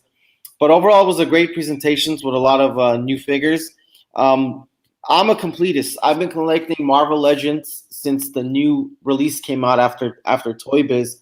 So I'm a completist. I have to get almost every single one that comes out. Even if it's a figure that's already been remade, you'll have to get it for the Build-A-Figure. But I would say it was not much of an improvement. I'd say they stayed where they were. I'm excited to see when all these come out. I mean, the Red Hulk is already out in Target. But yeah, that was my impression on the toys that came out, and I'll just jump in when you guys have something to say. Michael, we've briefly discussed your interest in Marvel Legends. Did you see anything here that would get you to go out and buy? Yeah, as a matter of fact, what actually got me into Marvel Legends finally was a combination of things. It was knowing that the arcade game Pride of the X-Men Dazzler was coming out last year, finally, and also the fact that I just wanted to get everything that represented the best sculpts from the MCU, especially Captain America stuff. So I really started collecting them hardcore last year. And this year, from what I've seen, I'm really excited that they're finally doing movie licensed Deadpool and Negasonic. So I really want to get those. I can't wait for the 70s Storm that's coming out because that'll complete my Pride of the X-Men group. Oh yeah. I was really looking at customs last year because I was so impatient. Because I had already gone back and gotten the Wolverine and the proper Cyclops for, it wasn't cheap because those don't go for pennies anymore. But thankfully, they heard our cries and they're coming out with that Storm, because there was some concern that they wouldn't come out with Storm because she's in kind of a provocative outfit from the 70s, but thankfully that isn't the case. So yeah, I'm really looking forward to Deadpool, Negasonic, and Storm from those lines. I still need to get the Jean Grey from last year because I want to do a Jim Lee X-Men #1 group as well, because I've got Psylocke and I've got Rogue. Those are the two hardest ones, and you got them. Yeah, but so I haven't gone down that road yet because I need the Cyclops from that cover without the leather jacket, but also without the skull cap. So I know I'm kind of nerding out with all these dumb details, but that's how I am too, man. Don't apologize. But I've got pretty much all the MCU stuff that I want, and I kind of switched some heads around and when I say customize, like the most customizing I did was I took Winter Soldier. Black Widow's hair and put it on Infinity War Black Widow's face, and then put that body. I took a vest off and did some. Anyway, that's not important. Point is that I've got all of the MCU through Endgame that I want, and I've got a really great group. So I'm kind of content there. But yeah, those figures I'm really looking forward to. What do you think about the X-Men movie figures? I think that's great. I mean, I'm glad that they're finally getting some shelf time because they're finally under the right license agreement or whatever. I don't know if I really want them. Like maybe I would get X-Men 2 Wolverine. But other than that, but like other than that, I don't really want a bunch of characters in black tactical spandex. I'm just not. I don't really care. Right. So it's like we don't need a team of Snake Eyes. Yeah, we really don't. It's like I don't need the wetsuit army from Thunderball. Like I don't need those guys. So I'm probably going to pass on those, but a good Hugh Jackman Wolverine would be really cool. And then having him with Deadpool would be even better. Speaking of, he's right there on screen. Yeah, exactly. And they're coming out with Domino. Holy crap, I didn't even know that. They got a Deadpool line finally coming out too, I'm definitely getting Domino then. I didn't even see that one. Awesome. Michael, I heard about the and Cable? They've got Cable from Deadpool too? And Cable, I'm getting that too. Domino and Cable are a 2-pack and they're Walmart exclusive. Oh, that's good to know. It doesn't matter. Nothing will stop me from getting those. Deadpool 1 and 2. I have watched both of those movies so many times. Like I haven't just, you remember when you were a kid and you would get on a fix and you would just put a VCR in over and over and over and over and over again? That was the Lord of the Rings. Yeah, I haven't had that happen since 1989 until Deadpool 1 and 2 were in my house. And now I play Deadpool 2 over and over. And it's the best feeling ever, and I won't apologize for it. And you never should. And just wait. They're going to reveal a lot more at San Diego Comic-Con, so I bet we're going to get more from those movies, like the Gina Carano character and Colossus. I think they're going to build. I'm buying it out. those then too. I'm buying. We need a Colossus. That Rogue, the Green Rogue, was supposed to come out years ago with the when they released when the Marvel Legends are back. I remember a prototype of it in package sold for like $7,000 or $6,000. And if that Rogue is coming out, it's good news because they had the when the Phoenix event. I was gonna say that was with the Phoenix Cyclops line, wasn't it? Yeah. Yep, exactly. And that Phoenix Cyclops has been rumored to come out at Comic-Con. Apparently, every year that rumor's there, where it's going to be all the X-Men who had the Phoenix powers, and it never showed up. So when I saw this Rogue, I was like, okay, there's hope that they're going to do that Phoenix line because they look amazing. So that's what I'm hoping. Since we're on the topic of this Rogue, and Michael, you'll probably like this. They're doing something new, and I know this Rogue and the Storm specifically, I know they have it. They're going with a pegless system. So you're not going to have those weird like peg hole things on their legs and stuff. So it's going to be like a smooth sculpt. There's not going to be those weird little pins sticking everywhere. Really? And they've also improved the leg sculpts. They made them a little bit thicker and heavier so that the female characters will stand better. Because I mean, I'm sure in your displays the female figures are always falling over like in mine. They're usually leaned up against somebody, yeah. But I typically have that problem with just the ankle joints in general. Like, I can't tell you how many times my first Avenger, Captain America, in the leather jacket has just toppled over and fallen like right on top of Peggy Carter, who you'd think would be the one falling over more. But no, it's always him. And it's because his ankle joints are just Mickey Mouse. Like, they're just, you know? Yeah, and the bottom of his feet too, if that's the bottom of his feet too aren't flat, so they don't sit flat either way. They're kind of curved up at it's not a very good mold. Yeah, and plus I don't know why they made him so tall compared to the other Caps. Like, he's lurch tall. It's like, you rang. It's like, what the heck? Well, Hasbro keeps on upscaling Marvel Legends. Like, over the past 10 years, they've started to get a little bit bigger. Mm-hmm. So I don't know. It's weird. They're practically 7-inch figures at this point. It's like, what are you doing? Yeah, their scale's a little wonky. Like, since you said Deadpool, if you missed out on the blue Deadpool, it came with Warpath. There was they're releasing the blue Deadpool suit as well. Just wanted to throw it in there. Oh wow! I'm gonna get the Deadpool movie figure because I almost bought a Hot Toys because I like that suit so much. Nice. I'd rather not commit to a $220 Deadpool, and I can just get a $25 one. Exactly. Especially that $25 one looks like a shrunken Hot Toy. It looks amazing.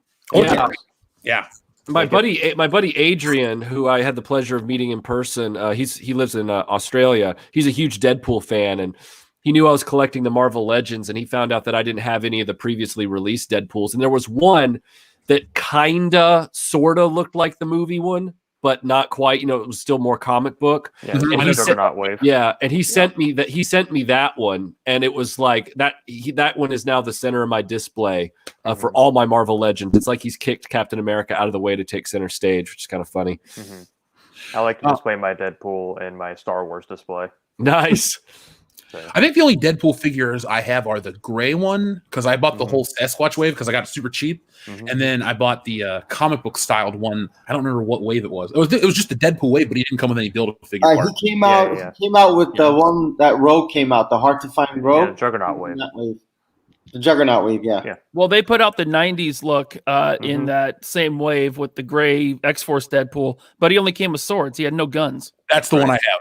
Yes, and that's actually a really, really good figure. But you can't pack Deadpool with no guns. That made no sense. Yeah, I've got that one, but I've also got the one that's on display is the earlier one that had the more muted red color, and he has like the brown belt, and he comes with that big like and all that. Yeah, the taco and everything. Yeah, that's the one from the Juggernaut wave. That's a great figure. Yeah.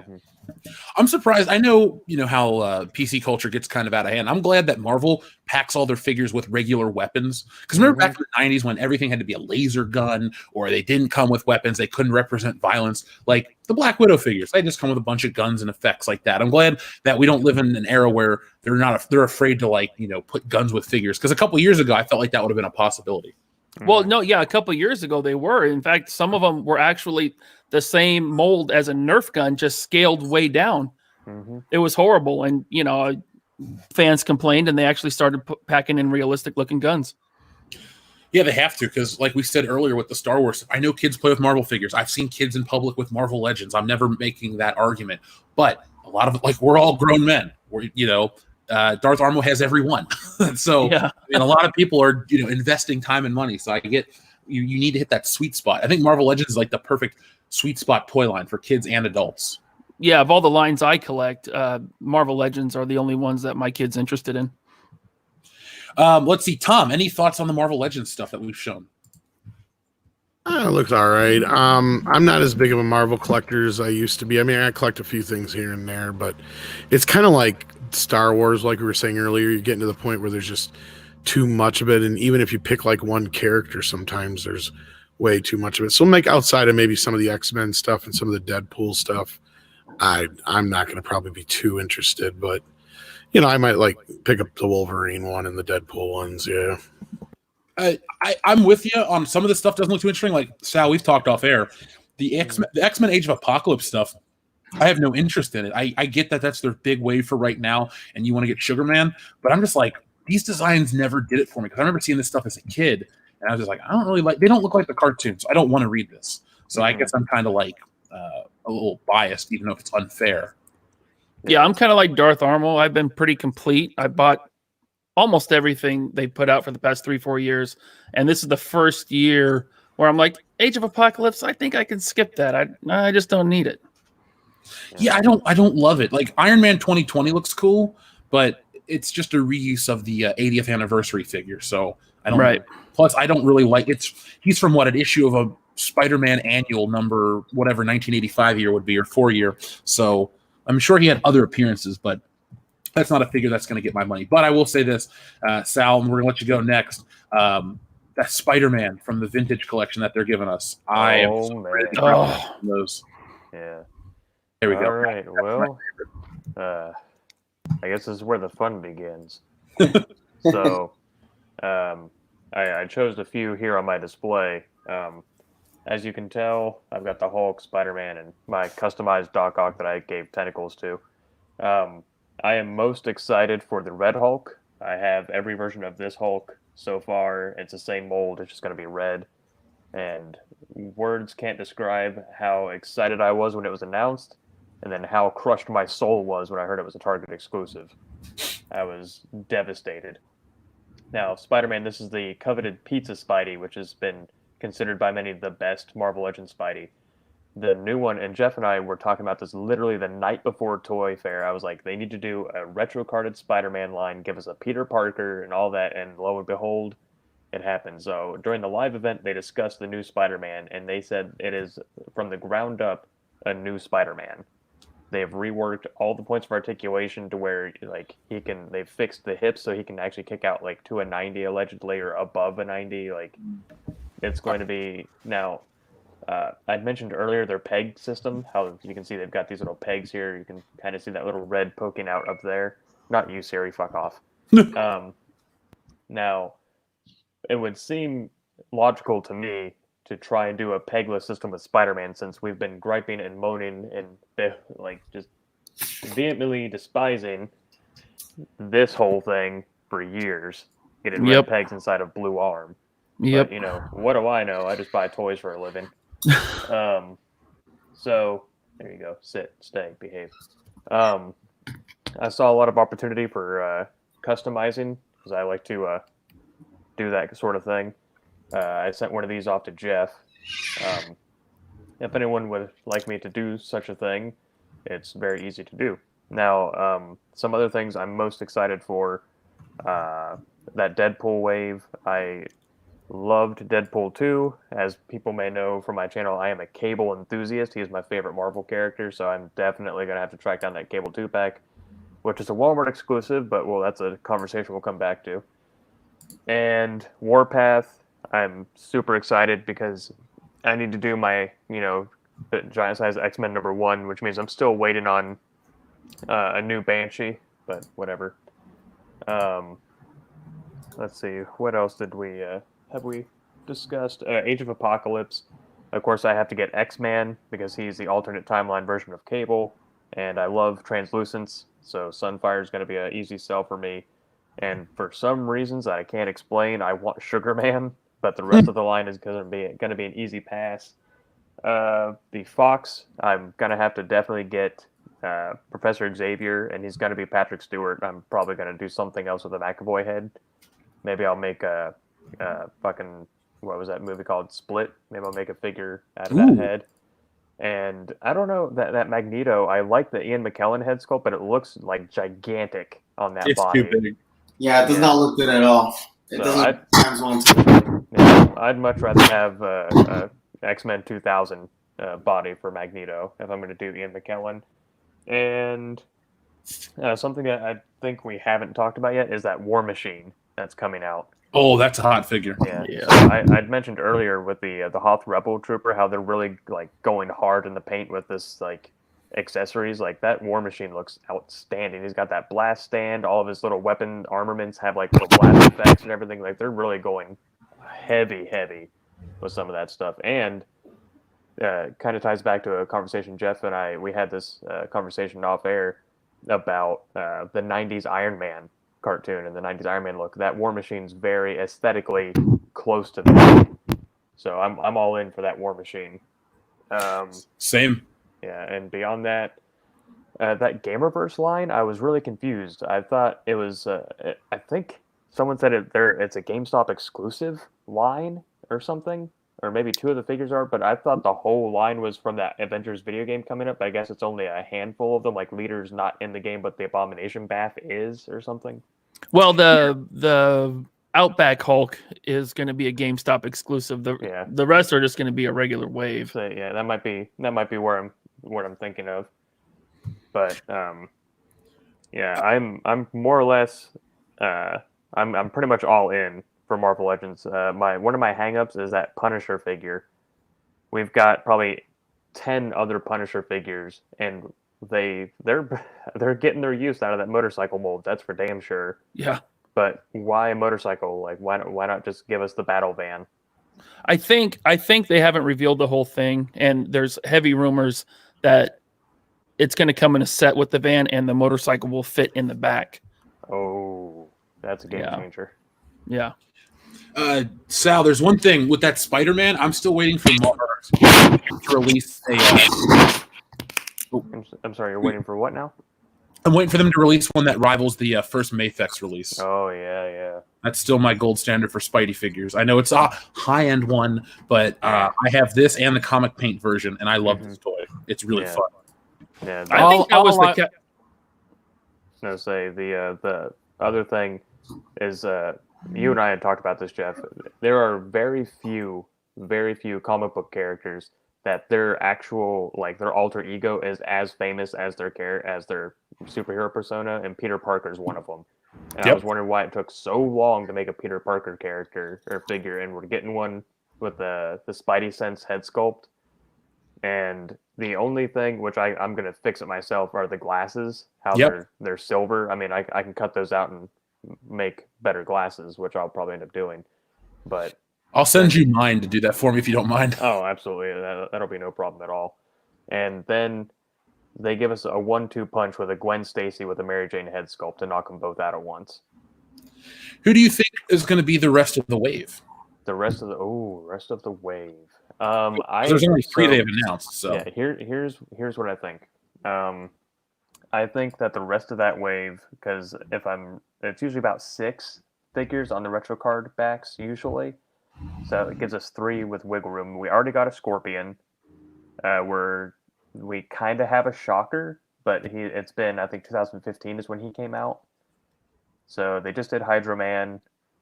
We just had Doc Ock. They might do an updated Doc Ock in like the 1990s costume where he has all that armor and stuff. That'd be cool. Let's see, Carnage. They just did. So we might be getting a new Spider Carnage maybe. But what I would like to see, like ideally, this is like dream. I would love to see Man Spider, because they've already done the 6-arm body mold twice. They could easily just do Man Spider that way. I told you earlier, I would love to see them do like a deluxe package Madam Web with a chair. Or let's see, who else could they do? They could do a Kingpin fully assembled. Let's see. What do you think? I wish they would do, like, since they're going to base the package work off the design of the cartoon line, I'd like to see maybe Black Cat get some love, maybe a cartoon Mysterio. Cartoon Mysterio would be wonderful. But yeah, I'm thinking, probably Mysterio, because the last Mysterio they did was what was he part of? He was part of the movie line, the MCU one, and then he was part of the other Build-A-Figure. Yeah, I'm trying to think of which one that was, because I know it was the Molten Man Bath. That's the MCU one, but the other one was he Lizard Wave? He might be. Oh no. Yeah. He came with the left leg, I think. So, but yeah, I mean, we've gotten pretty well recent updates to all the Spider-Man characters. Mostly, I mean, we don't have an Aunt May, so that's true. That'd be kind of a dark horse if they make Aunt May. You know who else we don't have? Who? Still, Firestar. Oh, Firestar. Yeah. That would be that. Okay, that. I would love that 3-pack, which came out in the 3 3/4 line, which is dead. It was Firestar, Spider-Man, and Iceman. Yeah. Yep. Firestar is the only Marvel Legends figure I have where I paid for a custom because I just couldn't take it anymore. Yeah. So I don't know if you guys watch the YouTuber Rectangular, but he pretty much scoops Hasbro all the time. He had all the leaks before Toy Fair even happened, but he said that the retro line is going to be classic Electro, Oh, thank fuck. another Goblin. Okay. I think it was Green Goblin, so probably just a repack. Him or Hobgoblin. It's been a while. Yeah, and then I don't remember the last one, but also, yeah, we're gonna get that Kingpin Bath re-released. I'm hoping it's gonna be the cartoon colors in his suit. I hope so. But I could also see him doing what Toy Biz did and just releasing him in a black suit. Yeah. I'd also like to see Smythe. Just because, that's not one anyone would really think of. Yeah, with the hover chair thing. Mm-hmm. I mean, they'd probably just do a repaint of the Professor X chair that we already got, honestly. Sure. But, it'd be an easy one to release. I don't think it would sell very well, but... I think the original Iron Spider suit Spider-Man is coming out too, with the gold and yellow. Yeah, I don't know if it'll be part of that one. Waldos, yeah. Yeah. Now, the one that I would love to see, and I think I'm the only one, is the armored Spider-Man, where he was black and had all the silver armor and the shield. I love that suit in the comic book as well. Yeah, that's one I'd love to see. I'm Facebook friends with the artist that created that suit. It's kind of surreal. Oh my god. Yeah, Alex Savick, he's awesome. Oh yeah, Omega579 in the chat said it's the sixth one in that wave is Daredevil. Oh. I'd buy that. I could get a regular Daredevil. They have a retro Daredevil. It was, I think, that Walgreens exclusive. The yellow one? It came in a white box like the Hulk. It's on a retro card. It's the you can get it at Best Buy or GameStop. It was $24.99. It came in a white box like the Hulk, and when you open it up, it's the 1990s retro casing, except it's a 6-inch, not like the 4-inch that it was before. I got it. Pretty cool. That was a Deadpool. Yeah, Deadpool. Oh, sorry, I heard. I thought someone said last one is Deadpool. Okay, never mind. No, Daredevil. Daredevil. I apologize. Okay. I hope it's not just a repack of that. The last Daredevil they did. I hope they put him on a better body with the butterfly joints and all that. Yeah, there some figures you have to have butterfly joints, and they just were like, this one, the bucket cap again, right? You guys like that body mold? Yeah, it's a decent body mold, but the articulation that they've come up with since then, they need to update it. Yeah, I'm stuck with a Shadowland Daredevil because I think that was the series that also had Elektra in the wave. Yep. And I think last year was the year where I was like, you know what? If I like a character, I'm just going to get him because one day I'm going to have a big display with all my favorite Marvel characters. But I'm also of the mind where it's like, well, if I get Daredevil, I kind of need Elektra. If I get Elektra, I kind of need Bullseye.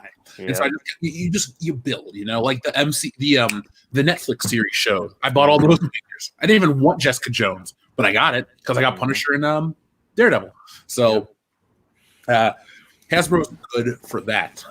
Occasionally, I just got to say about that Jessica Jones figure that was way back before I was collecting Marvel Legends. Every now and then, because I would constantly see her in the stores, and every now and then I would see one where I don't know if it was the paint app combined with the face sculpt, but there was a good percentage of those Jessica Jones figures that looked like Michael Jackson from the Bad album. And it was so bizarre. I was just like, hee when every time I saw her. That's fair. That's a fair assessment. Mine has a bad eye, but it's in the box still. I forgot that War Machine you guys were talking about. That looks like the improvement on the Toy Biz one. I don't know if you remember the Toy Biz one that came with the plastic with the comic book and had the rockets too. It looks like it's that one, just improved in design.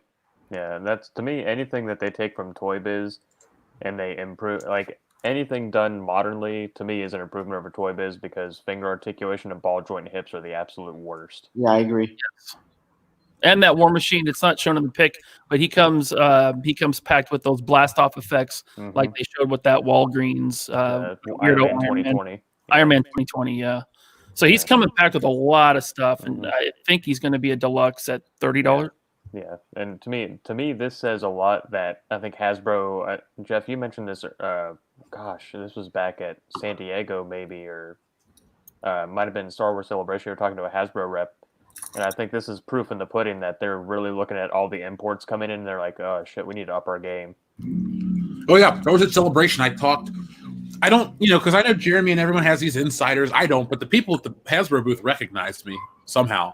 So we started talking about stuff. They didn't say anything about like, oh, you're so-and-so. They just talked to me like it was really weird. But I did tell the guy, I'm like, the 6-inch stuff that's coming in from Japan is so much better. You guys definitely need to match that because eventually all the best stuff's made in Japan.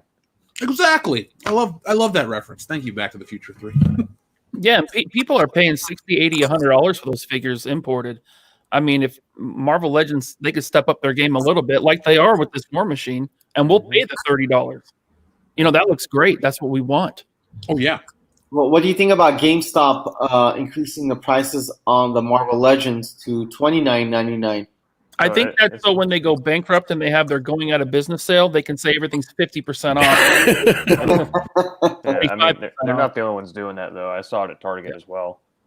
Well, here's the thing with Targets, which I try to tell somebody who was showing that different Targets have different prices. So I think there's a city Target, which everything's a lot more expensive. Like there's a Target in Beverly Hills, which every item is about $2 to $5 more. I mean, I'm talking about the same item, it just costs more. And right now, I've seen Legends that are $19.99 and some are $21.99. Now, how they decide which line is that amount, I don't know. But I've seen new ones be $19.99. I've seen new ones be $21.99. So I haven't seen that increase that people were sharing on social media yet. So I don't know. We'll see what happens. Well, what's happening is I know that there's a $29.99 X-Force tag floating around from Target. The picture's floating around on the internet. That's got to be for a deluxe. Target's keeping them at about 20 to 22. The deluxes will be 30. GameStop has just lost their mind. Walmart and Target, I highly doubt they will not raise them to 30. Like Darth Armour was saying, that downtown Seattle at the city Target, they're 25. Everywhere else in the area, they're 20 or 22, depending on the wave. What's the limit you guys will spend on a basic Legend? It depends on the character.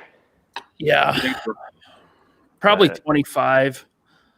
But man, it's got to be something I really want. Now, if they upped their price to 30 across the board and they all came like that War Machine, all day, every day, like I wouldn't bat an eye. But if they, like we mentioned earlier, the Hydra agent, that they're doing it to army build, like they cut the price like substantially just so people can army build. Now, if they did that where it's just the Hydra agent and it comes with 2 guns and it's a body mold we get 1,000 times and it's $30, then I'm out. I'll spend the extra $10 just to get an SH Figure Arts instead. Same. Yeah. I'm there. There's also the rumor that the BAFs will kind of be phased out, and the BAF size figures will be sold as deluxe at 30. I'd rather that. Yeah, me too. It'd make it a lot easier to cherry pick. You wouldn't have to buy a figure you don't want just to get the piece to build the BAF figure that you do want. That's I think the test. That's I think the test they're doing to see how well the Red Hulk sells and how well the deluxe figures sell. Because when I talk to some of the Target distribution reps and I say, look, you have all these figures hanging here, and I think Hasbro knows which ones are the junk of the pile, you could say, like the ones that don't sell. And they don't clearance them out where you go, so they just sit there and it looks bad for them. So I think if they can phase out the Build-A-Figure and sell it as a deluxe, and then people will be able to cherry pick the characters they want, they won't have that problem of the same character just sitting there and collecting dust. Now, one thing I wanted to bring up before we move too far ahead or move on to the next thing is, and Michael, this is going to be your time to shine, my friend. HasLab. Fuck. At the very tail end of their little live premiere for Hasbro Marvel Legends, they said, we'll just leave you with this. And it was a picture of Jubilee. And you saw, it was like a point of view. You saw all this like computer stuff going across the screen. And in the top corner, it was like flipping through pictures of other Legends. And then it froze on Jubilee and it said Mutant Target acquired. And then it said HasLab. So that means the Sentinel. My guess is that it's going to be a full-scale or a proper 2-scale Sentinel. Now, I haven't backed anything on HasLab in the past, but the 90s kid in me and the Sentinel X-Men lover in me was saying yes every day of the week because I have a strong gut feeling that they're going to package it with an exclusive figure like they did with Yak Face and the Sail Barge. I feel like they're going to package the animated Morph with that figure. Oh, that would be great. That would be awesome. I'm in. This one's for you, Morph. This one's for you, Morph. I'm with Michael. I don't like that model. I don't like the billion-dollar company kickstarting figures. But damn it, I want a 24-inch Sentinel, man. And yeah, if they put it out and it looks good and it's huge, I'm talking 24 inches or more, I'm in. Yeah, depending on the price. I personally wanted the Blackbird Jet, as Sal knew, but like if it's going to be based off the animated series or at least that Jim Lee era, I'm kind of a sucker for it, so it's going to be fun. Yeah. Look, let me be very clear about this. If HasLab could tell me tomorrow that they were going to sell me a photorealistic Bespin Luke, and if I bought it, Mark Hamill would personally deliver it to me, and I'd still give them the middle finger and tell them to go to hell. That one's for you, Salvador, because you were talking sir. about Madam Web. So, And I figured there's the Madam Web in the chair. Glorious. And We Michael, just need them 6-inch scale. yes, and Michael, that's what I love about you. You're sticking to your guns, and you have the most solid I'm agree with you on nearly everything you say. And then I saw that Sentinel, and I was like, "Be strong, hold." Look, I don't fault anybody. I don't fault anybody who is buying stuff from HasLab. That's not where my ire is directed. It's directed at a $4 to $10 billion company that feels like that's what they need to do to make these toys, and then they hold your money for over a year to a year and a half. And what do? Just collect interest on it because they've already got the money to make the thing. Right. They don't need it. You're sitting there going, "What kind of scheme is this?" And that's my problem. It's like this is the one toy company that doesn't need your money up front to make anything they want to make. So I'm not doing it. So since I just joined and you guys have been talking about the Marvel Legends, I've been listening to what you guys have been saying. Am I the only person who feels that we should have this character get an Annihilus? Annihilus? Oh yeah. I feel like he is going to be on the back burner because we're getting ready to launch the MCU Fantastic Four. So I feel like the Annihilus and all that stuff is quickly coming, probably in the next 5 years or so. So Good, because I want some, I want him to do the negative zone or the negative verse and have Annihilus as a villain. I wouldn't be too heartbroken if they did the Future Foundation costumes for the Fantastic Four, just because I like Human Torch's costume. I would be on the same boat with you, sir. That's a simple repaint. That's coming. Didn't Toy Biz, or maybe it was early Hasbro Legends that did an Annihilus bath? That's a good question. I know it was a Not while 100% ago. sure. Yeah, it's pretty old. I want to say it was Toy Biz because I'm fairly certain he had finger articulation. Yeah. So. Which time for an update on him. Make a fist. So, the one thing I want, and I know I missed out on it, but that whole Walgreens exclusive Fantastic Four wave, I never found it, and I missed out on basically classic Fantastic Four. And I don't like that new wave outside of Doctor Doom.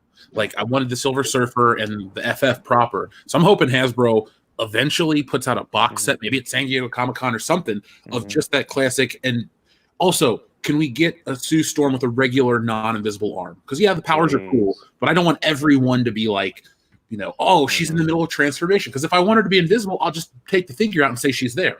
But I don't. Jeff, these figures. Jeff, I've been collecting Hero Clicks for 15 years, and every time they release a Fantastic Four series of that, she's always either half invisible from the legs, like the hips down, or she's fully invisible. They never just have a fully solid Sue Storm. So I feel you. I want a full solid Sue Storm, maybe with the energy shield around her, not where she's half invisible. That's kind of dumb. Jeff, did you get the Doctor Doom figure from that last wave? I did. I ordered it on Amazon last year whenever they announced it, that it was up for pre-order. That's got to be in everyone's top 10 for 20. That figure is amazing. Yeah, don't worry, Jeff. I'm keeping my eyes peeled and have been for anything, like classic thing that pops up. If he does, he'll go in the box. Thank you. I'm going to make. If you guys have any trouble finding any legends, always just message me, and I'm usually scouring the targets and anything around here, so I'll be able to locate that for you. Now, older stuff not, but the newer stuff, sure. I have people who help me guide me there. And then, Jeff, whenever you're ready, we definitely have to go to Frankenstein so you can see what I'm talking about. You find anything that you're missing over there. I'll be going to Frankenstein's during Star Wars Celebration when I'm down there this year. Oh, nice. Yeah. I'm We going to should all Star get together. Wars too, so we should all You're meet up going there. back to Celebration again? Sorry, what was that? Who said they're going back to Celebration again? Me. That was me. Oh, okay. I don't think I got to meet you. I was there too, so You guys were both at the bar. fucking awesome. Yeah, I was at that bar. What was it called? Oh God, our friend Jacob. Patty Max. That's what it was. What was it called? Patty Max. Oh, Patty Max. Yeah, That's was right. awesome. Yeah. I can't believe I remember that too because I was fucking annihilated. Yeah, I was. People could find me tonight. You know, now that you said that, I think I know who you were. If you see the beard, it'll give it away. So Okay. Well, here's that Dr. Doom you guys were talking about. I'm with you. It's really perfect. This is the type of thing that I want from Marvel Legends. Just really great representations. Like, I would like how, because I know, Michael, you referred to it as a boutique license with like some of the high end stuff, like how Marvel can do Mafex stuff with other Mafex can do Marvel stuff. I wouldn't mind if Hasbro found a way to do artist styled figures down the road, because once we get, every version of Spider-Man and every Doctor Doom and this and that, it's going to get to a point where it's like, how can we mine this character? Well, let's have a Mark Bagley Spider-Man. Let's have a 1-to-1 Jack Kirby Fantastic Four where they actually get the face sculpt style down right. I would like personally, as a big comic fan, to have that be on the back burner, because Mafex is doing that with their McFarlane, Bagley, Eric Larson-esque Spider-Man. We have a very Jim Lee style Wolverine and Cyclops, and all their Frank Miller and Jim Lee Batman stuff. It looks fantastic. Isn't that kind of how Toy Biz did their Legends for Spider-Man back in the day? Like, they had like a Spider-Man that was based on, John Romita Jr.'s artwork, and then they had one that was based on Mark Bagley's artwork, and they had different like variation names, but everybody knew that they were based on different artists' eras. I would like that to come back. Yeah.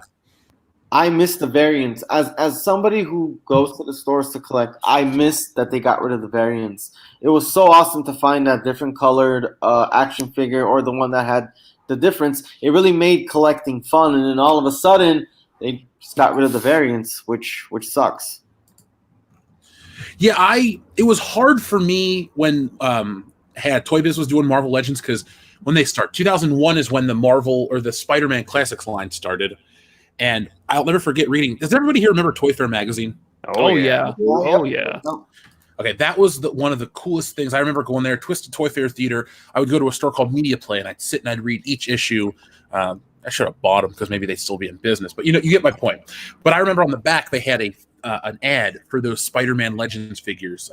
I was so excited. And I found the black suit, and I found the blue suit, and I don't think I ever saw any of the other figures. But they were awesome. They were just hard. Eventually it got crazy. To try to find all the variants, the Build-A-Figures, the comics, this and that. It was great, but it was also, to me, I knew it was popular, but it was almost like as a kid trying to get some of these variant covers from a Marvel comic book. It's like, I want the holofoil, I want this variant, blah, blah, blah. It was so overwhelming, and eventually I just bought nothing. Yeah, I had to spend a lot of money just to get the Snapshot Spider-Man, which was based on the John Romita Jr. artwork. I had to get him secondhand. I didn't even get him with a card back or anything. He was that hard to find. And I gotta say, I just had a thought related to Spider-Man that I we were talking about Legends figures we still want to see, and this is not even a joke, although some people might find it funny. I think Hasbro would be very wise to do a Spider-Man Legends figure based on the original 60s cartoon, and I think he should come seated behind the desk. Because right? And it just comes in like a window box, and it's like them acknowledging the meme, but then we get the meme from the show as a literal like set. I think that would kick ass. Now, actually, now that you say that, I to go back to the retro carded, we need a J. Jonah Jameson. Yes. Yeah. But I want Spider-Man. I could definitely see Hasbro doing something like that, maybe as a con exclusive. Oh yeah, If I could buy it online, I would. Yeah, that would be the first con exclusive that I would buy. Yeah. I think Their past San Diego Comic-Con exclusives have been terrible. The past, I would say, 2 years, they haven't made anything with excitement. I mean, what was it? The A-Force wave, and then last year was, I don't remember. Then they had the Thor Ragnarok wave, which they released. It would be nice to have an amazing set at Comic-Con, which people would go crazy to buy. So yeah, I'm definitely waiting to see what they do this year. I think Yeah, last year was Jeff Goldblum 2-pack from. Oh yeah, that's right. And that retro carded Hulk. Yep, I got 2 of those. Yeah, I think I like the color on that one. Hmm? I wasn't in love with the color shade of green they used for that. I'm not either. I loved the body mold, and I was like, I got to get it and do a comparison and show to people because I don't know. In my own head, I was like, you know what? I'm gonna make this sacrifice for people because I think the 2-pack Hulk is by far better than that one, and people were devastated and heartbroken that it sold out so fast. And I was like, you know what? You're not missing anything. So, but I think as a joke, like maybe not actually make it, but I think as a funny joke or a troll thing to do in like their little event, like and then we have this exclusive 2-pack and it's got the 2 Spider-Man pointing at each other. Those figures. that would be rad. So let's move to the next one real quick. We have from Hasbro Ghostbusters. This was a line, full transparency. The plasma stuff, I ended up pre-ordering the whole wave because I was like, fuck it, it's Ghostbusters. Because I never pulled the trigger on the Mattel stuff because I didn't like it. The Diamond Select stuff was kind of hard to find for me. Mm-hmm. And so I thought, I love Ghostbusters. I'm not going to spend $300 for the Mezco 112 collection, but I am going to get the Ghostbusters team. So, Michael, you probably remember the real Ghostbusters toy line that came out in 1986. Yeah. What did you think when you saw these remake figures? Well, I'm in the weird position that when I bought my Venkman as a kid, it wasn't 10 minutes after I got it home that I broke the Proton stream. And it was one of the few times that I asked my dad, begged him, and convinced him to run back to K&K Toys and get another one. Not KB, K&K. And we did, and then I ended up getting the 4 figures. But the moment that thing broke, as soon as I realized that, when I finally had the 4 Ghostbusters, I treated them with kid gloves my whole childhood. I don't even know if I really played with them so much as just demoed them for myself because I didn't want to break those Proton streams. And I still have them to this day, unbroken, and now in the display case down here in the studio. And my first thought was, if there's one vintage toy to recreate because of the fragility of the accessories and the difficulty in finding said accessories these days, it would be those. And at first I was like, yeah, kudos. And I think overall it's a good thing if they make enough to meet demand. It better not be like the Star Wars Retro Collection where they sent 1 box to every store and that's it. They better make enough to meet demand. And my other caveat with that is I think they could have done 2 things to the retro Real Ghostbusters reissues to make them even more appealing. I think they could have and should have taken a note out of Hasbro's book for the Origins Masters of the Universe line, which is we're giving you what is essentially the retro figures, original, the vintage ones again, but we're improving their articulation in basic places and improving some of their shortcomings. So they are the vintage figures, but even better than you remember. And I feel like the Real Ghostbusters figures had an opportunity for them to improve the Proton stream mechanism so it's not as fragile and maybe even removable, so it's optional, and then also give them elbow and knee joints. I think that would have made them the ultimate embodiment of, rather than just strictly recreating Kenner, giving people something that is Kenner but enhanced, and keeping the mold the same, keeping the sculpt the same, all that kind of stuff. That's my personal thought on it. You know, Mike, this is why I subscribe to your channel. Say what? This is why I subscribe to your channel. Like the insight and the ideas that you have that can fix a toy market, it just blows my fucking mind. Oh, thanks, man. I appreciate it. Michael, what do you think about this line on screen? This like cartoony movie version figure. I don't see a problem with that, provided that it's not just the 4 Ghostbusters over again. See, there's a car, so they're giving you a car. That's great. assuming that car is for those figures, I think that's fine. Because we never got movie Ghostbuster toys back then. I wanted them so badly, but we never got movie style Ghostbuster toys in 1984. So that might be a fun sort of consolation prize, even if they are a little cartoony. I might actually go pick those up. That'd be nice. I do like those. It's like a fun little callback to the 80s. I do think that will sell quite well, because like you said, they didn't have that. And for someone like me who wasn't born when these movies were out, until the late 80s, I would buy those just for kind of like the nostalgic feeling of it. Yep. Sal, what were your thoughts when you saw the Ghostbusters stuff from Hasbro? Well, actually, I didn't know how to feel about it, because when you first told me about them, because I missed that part of the announcement, when I looked it up, the first thing I saw were the cartoon ones, not the real Ghostbusters, but like the cartoony movie ones, and I was like, oh, well, okay, that's kind of a letdown. Then I found the one we're on right now with the Zool Build-A-Figure, which I'm all in for all of those. Those tickled the nostalgia bone right where it needed to be tickled, and the real Ghostbusters re-release, I'm in the same boat as Michael. It's like, as long as the supply meets demand, I'm all for it, because I'm in the repro camp.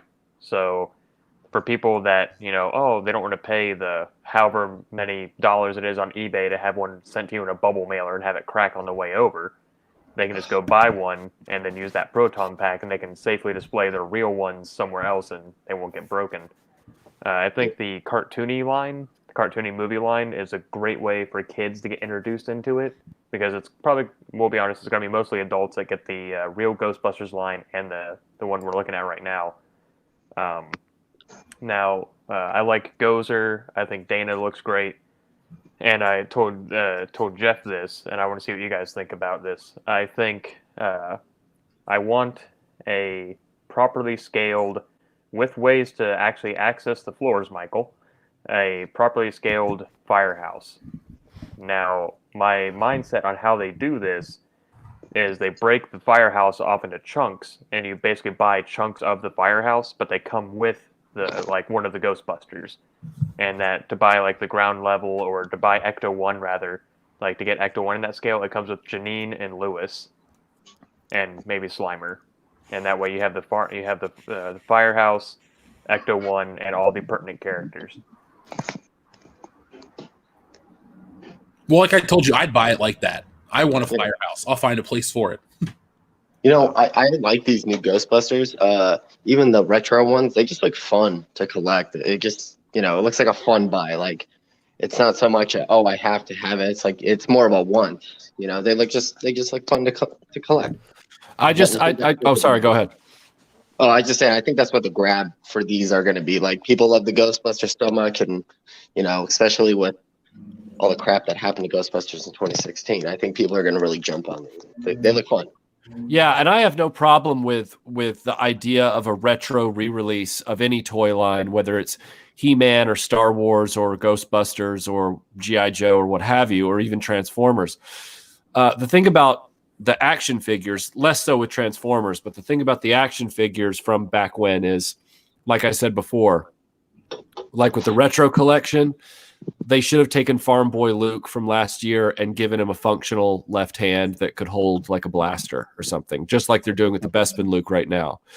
They should have, while recognizing that the design is timeless or the sculpt is timeless, you can improve the design and make it, even more appealing, which is why the He-Man figures for the Origins line interest me more right now than the Kenner re-releases of the real Ghostbusters, because they're putting something else into them. So anyway, that's just me reinforcing what I said earlier. So I'm going to shut up.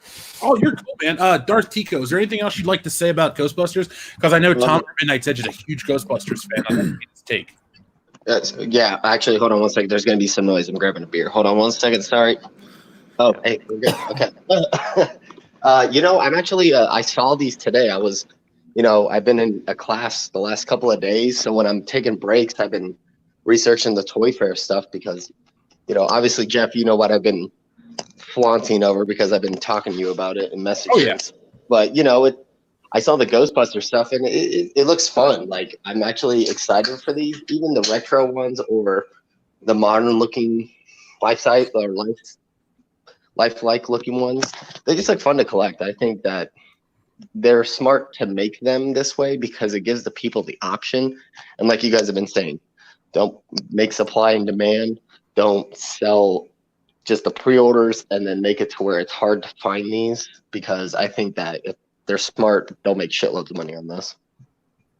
Yeah, I like that. Is if let's say I had a kid and I was like, I want you to get into Ghostbusters, and these little figures are, I don't know, let's say $7. You know, I can get you the whole Ghostbusters crew for $28, and we're good to go. That's the price of one of the ones that I would want for me. So it is nice that they're trying to treat this as like a cross-generational introduction to the line. I think that's actually a great idea too. Like you can buy the ones that are more kiddish looking for the younger audience who's just getting into Ghostbusters, but also have those nice articulate ones that fit more of the collector stance. You know, the guys who want to collect ones that actually look like the figures from the movies. Yeah. Is there anything else you want to add? Because I'm going to swap in Tom, but I'll have you back for the next portion. Yeah, no problem. All right, cool. So, all right. While Tom's getting ready, I'm here. oh, there you are. Thoughts on Ghostbusters, this toy line? Excited, interested? I actually already pre-ordered the ones that you got up now, and the price point on them is not too bad at all. You can get the whole 6-figure set for like under $150, it seems like. So that's not bad at all. I'm right in there with Michael on the rest of it. Like, I've watched his Ghostbuster video like 100 times, and I had the same problem with the proton packs breaking, you know, the streams breaking, and on the classic line. And I like that they're doing this, and I also agree they should have added more articulation, done something to them to make them a little bit more than just like a reproduction of the originals. But I get why they're doing that. They're probably doing it just like they did the whole thing with Ninja Turtles this last year. I think they did do a bit more articulate version of the real Ghostbusters, but I can't remember who did them. I think Diamond Selects did it a couple I think you're right. Yeah. So that was a couple years back. But now these other ones, the kitty looking ones, they reminded me of Funko Pops, or not Funko Pops, but Funko Reactions. And I thought that's what they were until I saw the boxes here. This is the first time I've seen the boxes, and they all say Hasbro. Mm-hmm. So I'm wondering if Funko Reaction or Super 7, I think, does them now, come to them and wanted them to do it, and they said no, so they just decided to do their own line of them. Because that's what they look like to me, like they would fit in with the Funko Super 7 Reaction line. I don't know if Michael's back yet and wants to comment on that or not, but I am back. I just needed some water. Yeah. You're saying that they looked like Funko Reaction? Yeah. They have a little bit of that going on. It's almost like if Funko Reaction had some personality. Yeah, right? and like yeah. No, I was just that was the end of my comment. But otherwise, yeah, like when you said earlier, that's exactly what I was thinking. These look exactly like what we wanted when we were kids. Yeah. But we ended up getting the real Ghostbusters instead, which we were fine to have once it came out. But 2 year, when you're a kid, a 2-year wait is a long time. I remember after seeing this movie, going out with a freaking vacuum cleaner strapped to my back, running around, knocking on my neighbor's door, going, "You got any ghosts to bust?" You know. Busting makes me feel good. Now these are what, 5 points of articulation from the looks? Yes. So I'm basing they used the mold of the old Star Wars line that they canceled, right? They're about 3 3/4, or they're a little bit bigger. Man, it looks a little bit bigger. These might be like 5-inch figures, is my guess. If they are bigger than that, yeah, that'll be different than the Funko Super 7 or whatever, whoever's doing the reactions anymore. But no, I thought they were at first, the first time I seen a picture of them. They look good to me. I mean, this wouldn't be the line I'm going to get, but it's a nice reuse of all the bodies. The heads look like accurate cartoon depictions of the main actors, and I mean, it seems fun to me. Like if this would have been released, if I was the age that, you know, for Ghostbusters back in the 80s, and this would have been a toy line I got as a kid, I would be like, cool, these are the best Ghostbusters toys ever. But depends on the price point. Yeah, and the only problem with these is that if you're going to do Ghostbusters figures and you want to, you know, make them simple or whatever, you've got to make it so that even if you don't have permanent elbow, or even if you don't have flexible elbow joints, it's weird just to have them hold those wands up straight like that. Yeah. Could you at least bend their arms or something? One of them, or something, But now, speaking to the classic real Ghostbuster line, I thought I heard somebody say earlier that that's going to be a Walmart exclusive. I've heard that. I don't know if that's accurate. Because I haven't seen it. I've heard that. It might be true because I've not seen it in any of my normal toy store stops online for pre-order, but I've seen pretty much the rest of this stuff. So, real quick, we were talking about the heads on these. I just want to say that are they using face print on the 6-inch line? Because that Ernie Hudson looks bang on. I think they have to be, especially with the price point. I don't know. They did a line a couple years back when they released the 2016 movie of the classics and the originals. And at first glance, when I saw these, I thought they were the same thing until I seen the knees different. But the faces on those are okay, but they're a little off. Like Dan Aykroyd looks weird as hell. Yeah, the Bill Murray looks a little off, but yeah, this Egon looks much better now that I'm seeing it close up. This Ernie Hudson's dead on. The Bill Murray looked much better. I didn't get a good look at Dan Aykroyd though. Here's the one that you're talking about from Mattel from a couple of years ago. Yeah, probably. Yep, those are the ones. Yeah, because Harold Ramis looks weird as hell, and Dan Aykroyd just looks off. Looks like Lurch. Well, I passed up on that whole line partially because I was pissed at the Ghostbusters 2016 film. Also, because I don't think these look that great, the Mattel ones that I just showed a moment ago. No, they're not that great. These look much, much, much better. And the price point's just right. Because I think I paid $20 a piece for those Mattel ones. You did. Close to it. Yeah, Hasbro, I mean, they're not the best company in the world. I'm not going to act like everything they do is golden, but this is a big improvement over the last one. I don't know if anyone could actually fight that. Now, are these coming around the movie? Like, are they going to be released before the movie? Let me see. I just had the thing up too, and I closed it. Damn it! It is. It's June because when I pre-ordered them on HasLab, they told me it comes out June 1st. I think is the shipping date that'll be charged. So I assume they're going to have a movie line as well. This will probably come out before that, and then they'll do a movie line. I'm assuming they would have to do that. Oh yeah, I would assume they would do it like that. I know Ghostbusters wasn't the hottest one to talk about tonight. Is there anything else you guys want to cover from Ghostbusters? Did I miss anybody? One thing, I don't know if there's a photo or not, but that prop proton, what do they call it? It's kind of like how the Black Series has like the prop helmets and the blasters. You know what I'm talking about? Yeah. I saw it, and I can't remember what it's. I don't want to take the time to look it up, but I guess they're doing the wand. They're doing a prop of that. Yeah, I'm pulling it up for you right now. Yeah, it's from Hasbro Pulse. That's what I meant to say, not HasLab. It looks like it might be to quote General Grievous, a fine addition to my collection. See, I've talked about Ghostbusters at great length here on this channel. I love it. If I bought something like this, then I'd feel obligated to do to get a costume and go the whole route. Oh, that'd be pretty easy. You can just get a jumpsuit and we'll make some woke buster patches. I was going to say, there's even websites out there that'll help you find the stuff you need, I think. I'm friends with a couple people that are in like the Ghostbusters Club of Ohio. Yeah, that's what I'm saying, yeah. And they're always like, yeah, man, you just go online and you do this, but this proton pack cost me $1,100. I'm like, I love Ghostbusters. If I'm going to spend $1,100 on something, I would just buy the fucking Blitzway dolls and call it a day. If I spend $1,100 on something Ghostbusters, it actually better be a neutron pack and blow things up, and or at least a flamethrower. Yeah, no, see that looks great to me. It does look good though, yeah. So, yeah, I like that they're going all in on this. Like they're not just doing here's a spattering of like a couple figures. Like we're actually doing high end stuff too. Like I think that they're investing a lot in this license because they acquired it in 2019, I think. Yeah. So I think they're actually investing time and effort into it. They're not just going to let it flounder. So.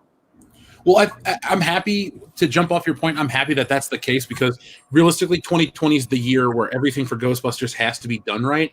or else you're just going to kind of have the IP like people will remember the shitty Melissa McCarthy movie and a bunch of really limp-wristed attempts at doing something with it. At least this way, even if Ghostbusters Afterlife is just kind of a nostalgia-fueled basic film, at least it kind of would, I'm hoping, will have respected the brand and we kind of just ride off into the sunset with no harm, no foul done to the legacy.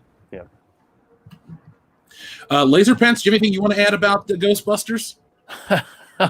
I was hoping you wouldn't say that. I have never seen a Ghostbusters movie, so no. What? I know. I'm that guy. Well, when you come to the Franks and Sons or whatever, I should just be like, dude, come over to the apartment. We're watching Ghostbusters. I'm in.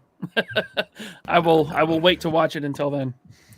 Well, we'll make some stuff happen. I really, I would love to see your expression watching it for the first time because I know it's almost 40 years old at this point, but it holds up incredibly well, and it's so funny.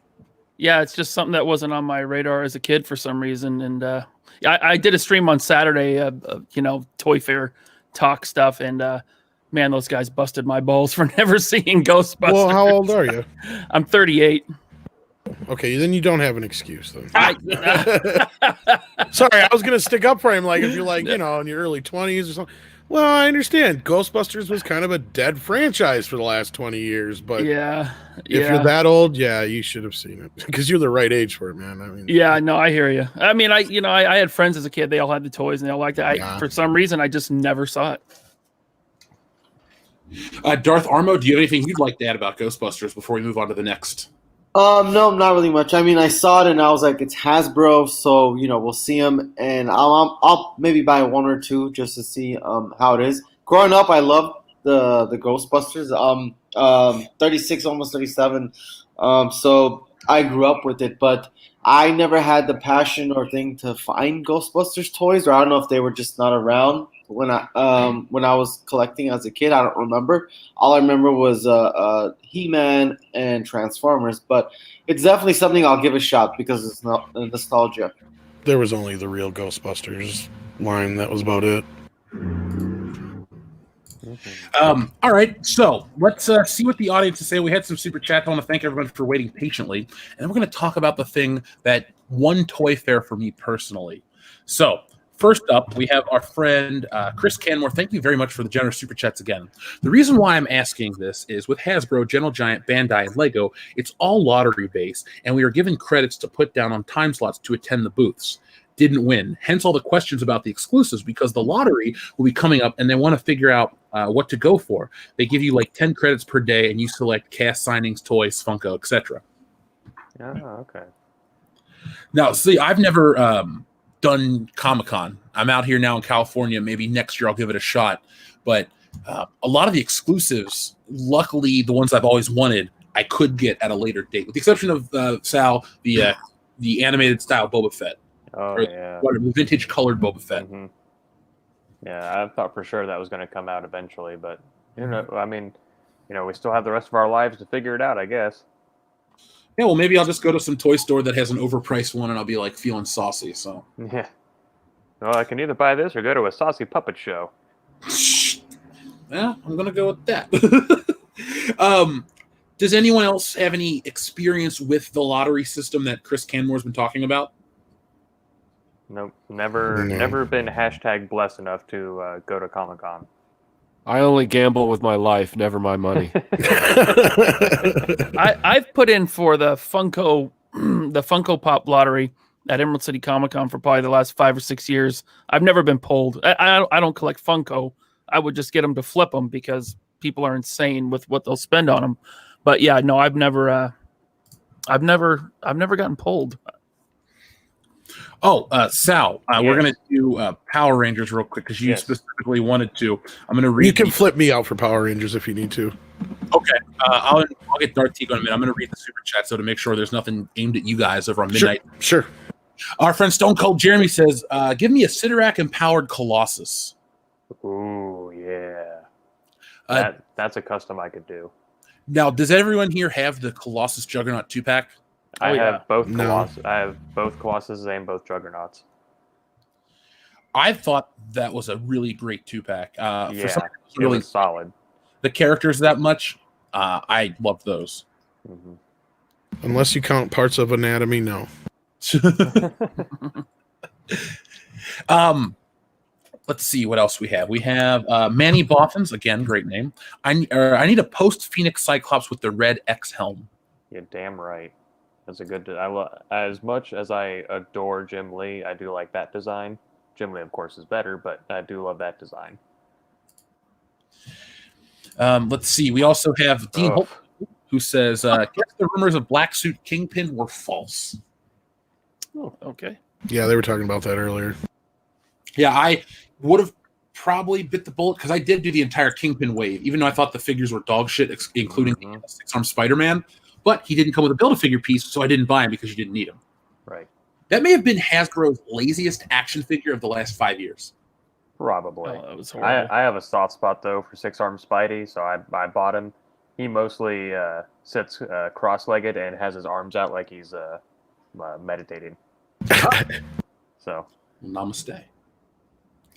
Our friend Mr. X says, in a recent trip to Japan, I rediscovered my love of old school cartoon robots. Now I'm browsing stores thanks to this show. Damn you! I do what I can. I'm doing the Lord's work. Oh, Sal, there's a store out here in the mall that is just Japanese imports. And there were a couple of them that I was like, I don't want all these Gundam robots or this. Well, Macross, I guess, was. No, Gundam and Macross are different. Robotech is what Macross is. Anyway, I don't want all these things, but I wouldn't mind owning all of them. And then I saw one of them was like $500, and I thought to myself, no, thank you. That store in the mall is way overpriced. Don't buy it from them. Oh, I won't. Yeah. I was like hooked from looking at it. They're like, this is so cool. Yeah. Mm-hmm. That's kind of how I am. I'm like, I don't actively collect Gundam, yet I have a collection of Gundam. I don't know what I'm doing with my life.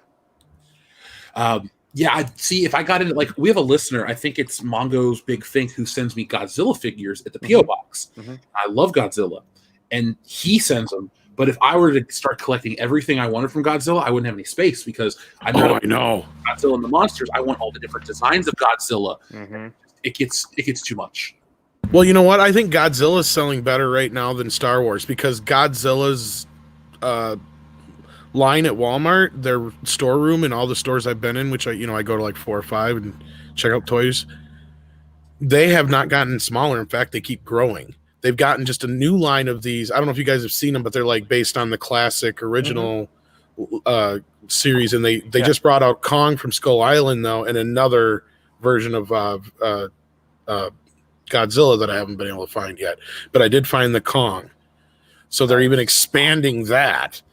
So, like, that tells you anything right there that at least maybe kids are getting into it. If not, it's collectors like us, yeah. And then now they've even got a larger line of that, too. It's like, I don't know if it's 12-inch, but they're a little bigger. It might be only 9-inch. I can't remember which. They do look neat because they come in that orange box, right? I think they're like an orangish. They got, like, white in the background and stuff like that, too. But, yeah, and then, yeah, I think the logo's, like, orangish, yeah. But, yeah, they had, like, King Ghidorah or Ghidorah, or however you say it, and they had... they had all the classic monsters. I need a Gigan stat. Yeah, and they had Mecha Godzilla and all those too. Let's see. Rezakai says, any boss fight Vitruvian hack fans here? I'm aware of them, and I saw the announcements, and I'm always impressed. But if I have notes on boss fight.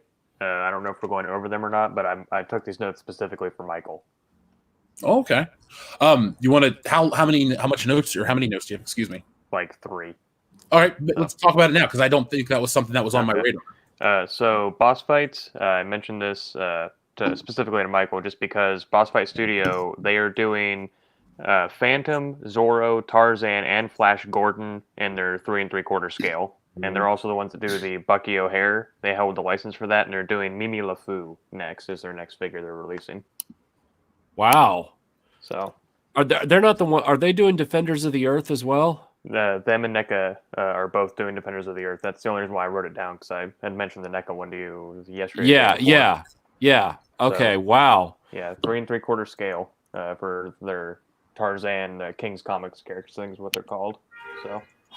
And they're not hyper articulated, but they're like the vintage collection. So shoulders, elbows, knees, ankles, waist articulation, all that kind of stuff. Wow, and they're packed with accessories.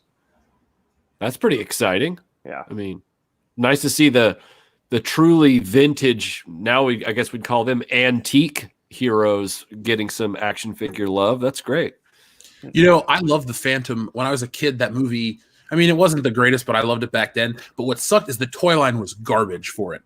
Like, it wasn't even fair how bad it was. I got the Phantom on the horse. Was it called Shadow or something? And his legs didn't move. He just squatted over the horse the whole time. It was the shittiest toy. So this Defenders of the Earth Phantom and the other one, I can't wait to get. Mm-hmm. I just wish somebody would bite the bullet and do a Phantom 2040 line. Oh, wow. You're digging deep there. That game was awesome. Yeah.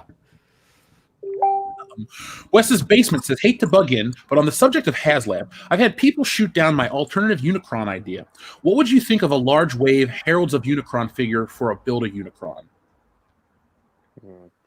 Michael, you know Transformers way better than I ever will. Thoughts? My thought is that this is an area of Transformers for me on the map that says, here there be monsters.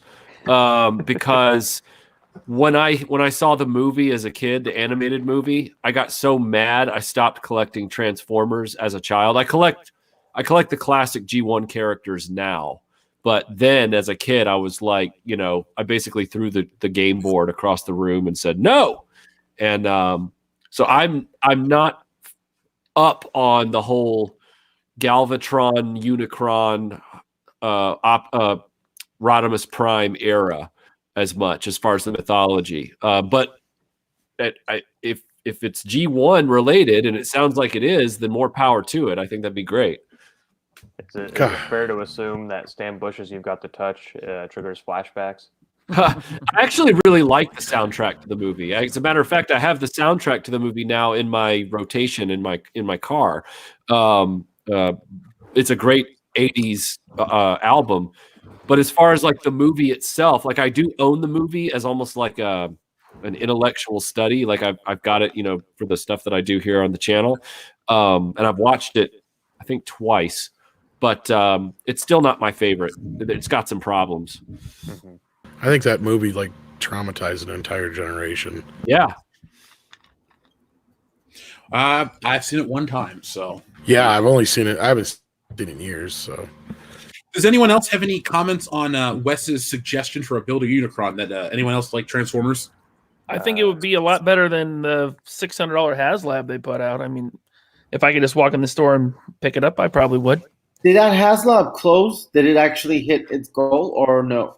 Well, they had to extend it an extra month and open it up. I think international or just Canada, but yeah, it made it. And that was such shenanigans. Can I just bitch about that for a second? Please. Because like they announced Cookie Monster, and they're like, this is our next HasLab after the barge, Cookie Monster.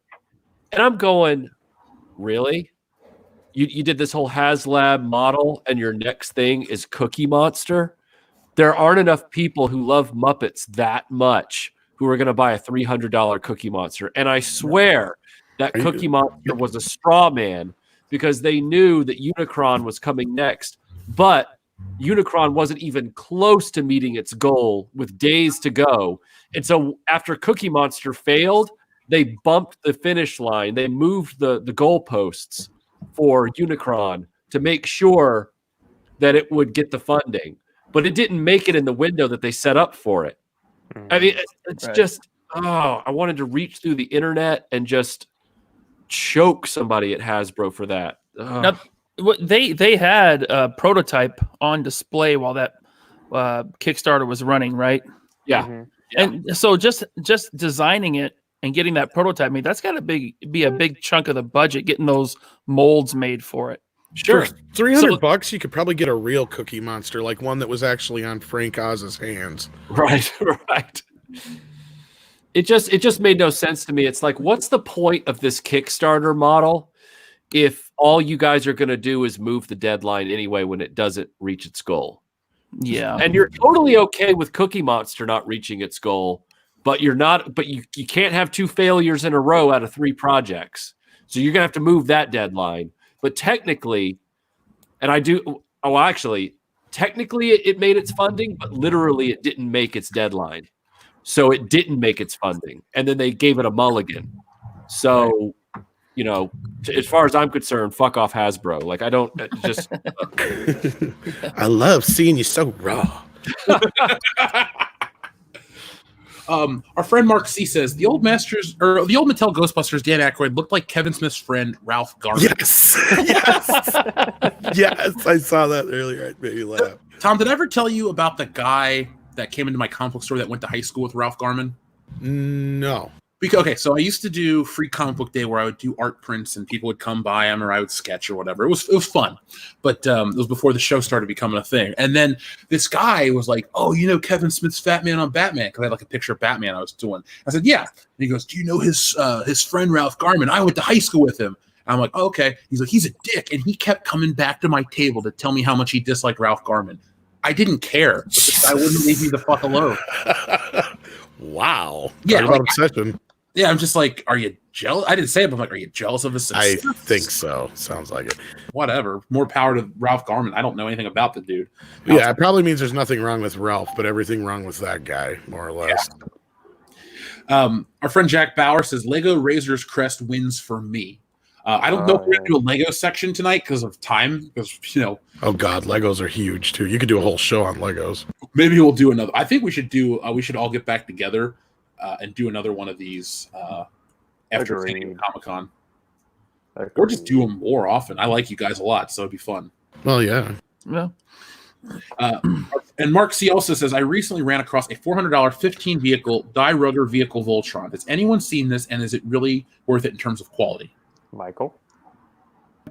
Yeah, I assume he's talking about the Bandai Sola Chigoken Die-Rugger. I did a whole review on that just a few months ago because we kind of made a commitment to ourselves when we started the channel 8 years ago that if there was ever a classic depiction of a combining Voltron, whether vehicle or Lion Force, that would come out, we would review it.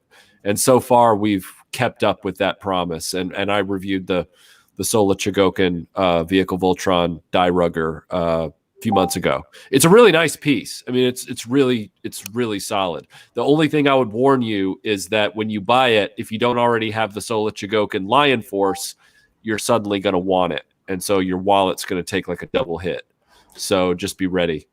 Dude, I did the Soul Shigoken, Power Rangers, Megazord, Dragon Zord, and I kind of went Titanus, but I didn't commit to that one. But there's such good quality figures, or pieces. Yes, they are. She is the Lena Dunham of the morphing. That's a deep cut. Look, while we're on Power Rangers, Sal, you wanted to talk about this specific figure. Oh my god! So that looks amazing. I missed out on the SH Figure Arts Power Rangers, and so this has been kind of. I had a couple of the Bandai, what they call them, Legacy Collection. I had a couple of those, and I've been buying these slowly to review on my channel. Now they came out strong. The White Ranger and Zed were both home runs. They were incredible. The head sculpt for Jason David Frank, I think, looked really freaking good. And then they slowly started to... Wait, this is a Power Ranger? I thought that was Jared from Subway. I'm sorry. Yeah. I've said a couple of times that this looks a lot less like David Yost and a lot like Barb from Stranger Things. You can let Darth Tico in on this one. I'll come back. Obviously, I'm not going anywhere, but okay. I was too old when it came to Power Rangers. The only Power Ranger I ever brought was one for my brother for his birthday, my kid brother, and that was it. So I have nothing to add to this, guys. So I'm going to take the break, and I will be back. Huzzah. And so slowly this line has started to decay over time. It's the same repainted body mold for pretty much all the males in the line, and somehow they keep getting worse. And I'm not entirely sure. Thank God this is the last one I have to get to finish my Mighty Morphin team. But yeah, I don't know how they can announce this that looks like Barb from Stranger Things and announce the Rita Repulsa and updated Lord Zed 2-pack in the same month and not hang their heads in shame. The Blue Ranger was my favorite as a kid because I love the color blue, and this is embarrassing.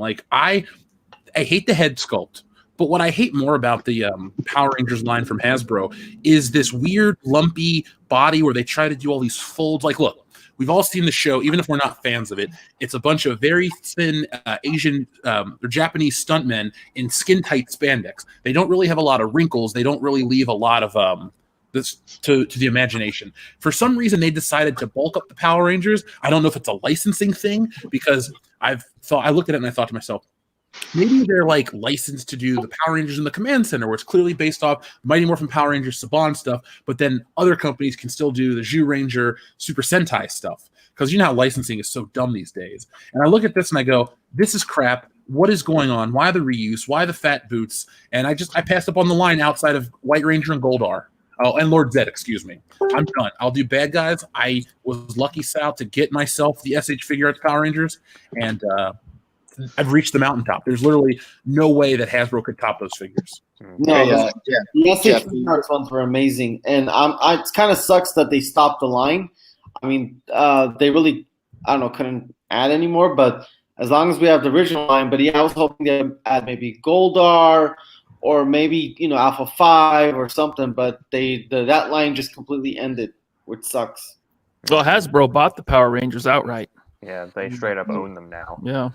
They even had I think they did some kind of trailer for like their next series of Power Rangers, and Austin St. John is coming back, even though I'm pretty sure he famously hates the Power Rangers and like doesn't want to talk about it. He must need the money. Yeah. Hey, Jeff. I like money. Yo, what's up? Oh no, Sal, go ahead and finish. Sorry about that. No, I said I like money. Jeff, can you go back to the picture of with the face of Billy? Yeah, sure. All right, I'm gonna fucking rant on this toy. All right, give me 1 second to get there for you. No problem. Building it up. So, by the way, does somebody have their phone speaker on? Because we're picking up some background noise. That might be me. All right, there we go. There's your Billy. Okay, first of all, why the fuck is Bill Gates wearing the fucking Power Rangers costume? This looks fucking terrible. Who would make this shit? Like, you put this on the screen and I immediately cringed. Like, my girlfriend was looking at me like, what's wrong? I don't know. I almost threw up in my fucking mouth looking at this goddamn toy. Who made this? This is terrible looking.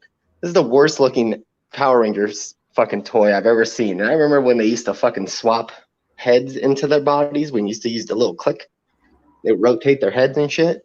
Mm-hmm. Yeah, this is way worse than that. Oh my god, this is terrible. It looks like Bill Gates, circa 1972.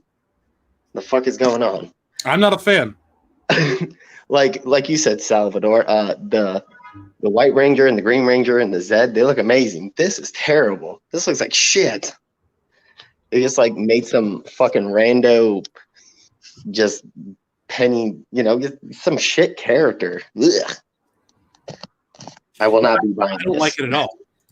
I will not be buying this toy. This is like that fucking 2-pack Leia Shizor that I tell you all the time, Jeff, that I will not buy. This just screams that fucking name right there. That fucking ugly character face.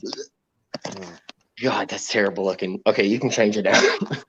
Sorry, I just had a rant about that. Oh, you're good, man. You're completely good. It's it is a terrible toy. I saw it and I laughed because I'm with Sal. It looks like Barb from Stranger Things. It doesn't look like David Yost. I don't know. Like, I know I'm biased towards SH Figure Arts, but people want to bitch about them online. Like, oh, they're so expensive. Look, they were $10 more than the ones you're paying for now when they came out. I'm sorry you missed out on the toy line. People on the line that are very bitter, but like, they're better in every way. I've held both. I own the good line. I've seen this new line. I think I can give a pretty accurate representation or accurate judgment. So, yeah, agreed. That's a fucking god awful looking character. Jesus Christ.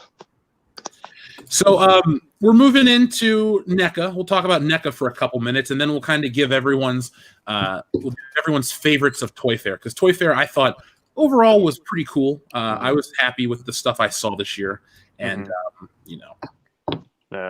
before that, I just want to talk about G.I. Joe for 10 seconds. Oh yeah, go ahead, man.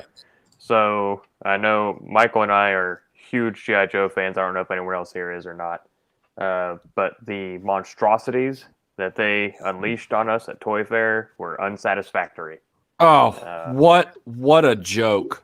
So what a joke! Yeah, for those even the Snake Eyes. Snake Eyes was passable. Yeah. Now, for those that don't know, this is what Duke is supposed to look like. He has a beige top, a bandolier, and some pants and boots. It's pretty simple. I don't know how they messed up Duke, but they messed him up.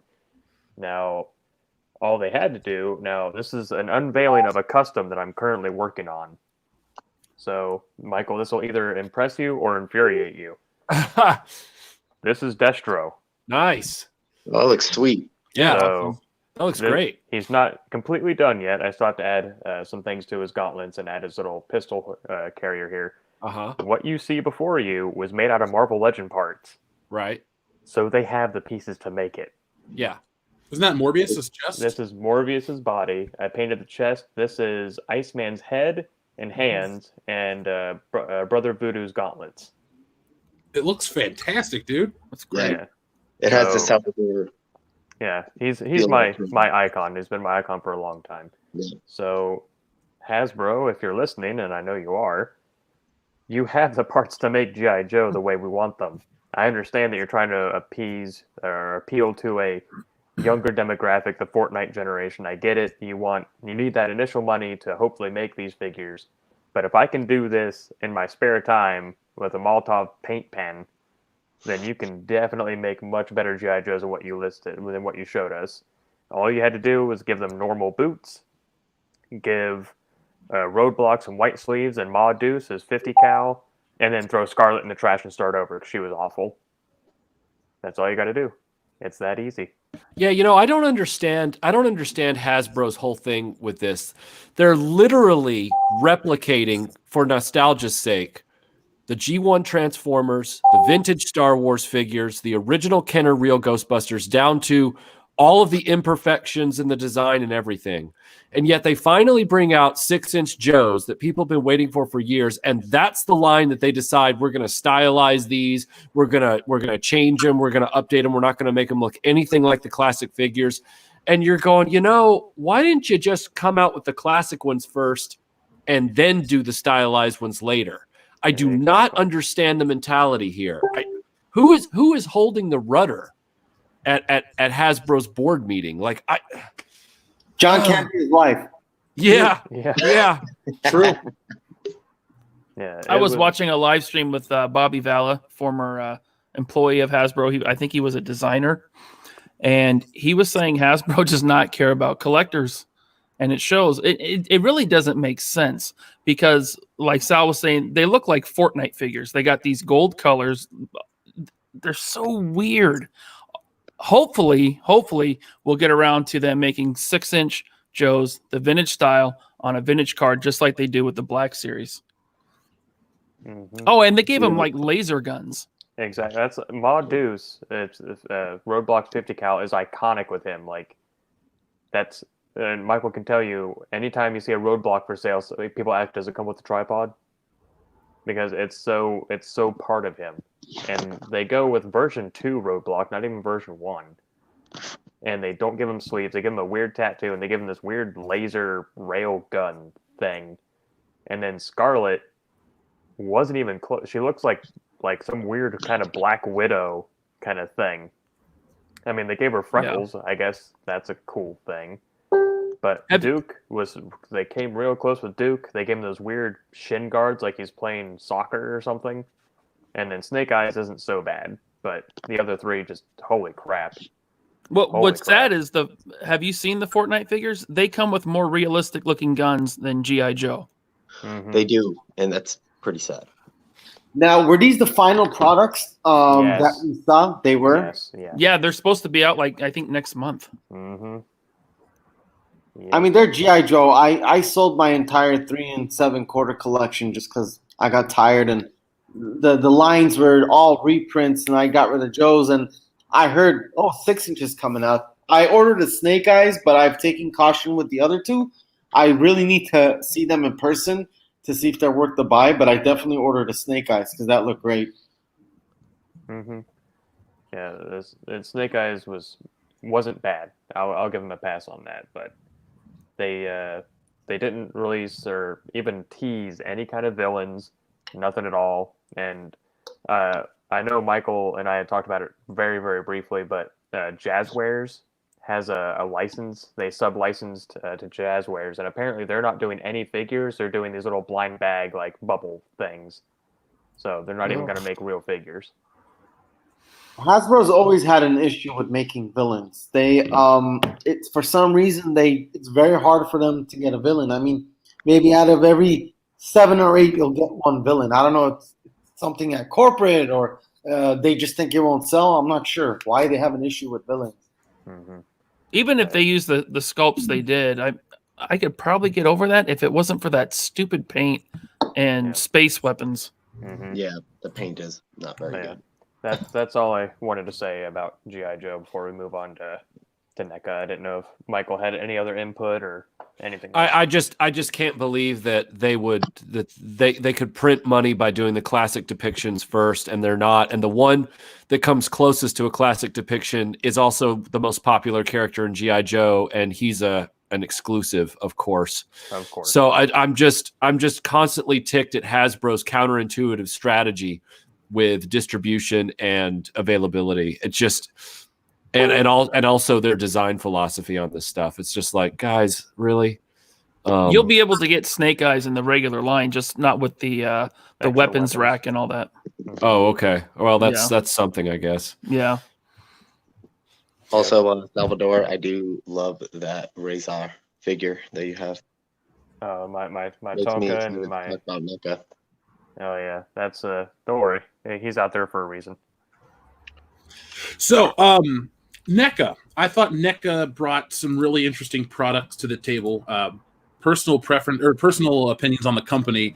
I don't think their toys are the highest quality in terms of build. They break. You really can't do much with them. They look great. They're nice in the box. They're cool to display. But the fact that you have to put hot water on your figure to move it is lazy and bad design, in my opinion. Yes. They do not. When you finally feel the plastic of them out of the box, it is always, this is more like a statue with joints that are going to snap. It's not really opposable, being able to handle it kind of figure. I got so excited when I saw the cartoon accurate April O'Neil in the 2-pack, and then I realized it was NECA, and I'm like, oh, that thing's probably going to be just as fragile as all the turtles. Yeah. So what's the point in buying it? Well, I can tell you, I found the set and I gave one to my nephew, and after about 2 minutes, he stopped playing with it because he couldn't move or even trying to put the weapons in and out. And I was like, yeah, these are definitely not for kids. I had a spare pack. I said, hey, he likes turtles. He did not like him at all, and he just tossed them. Nothing he can do with them. That's my biggest issue with them. They're stiff as boards.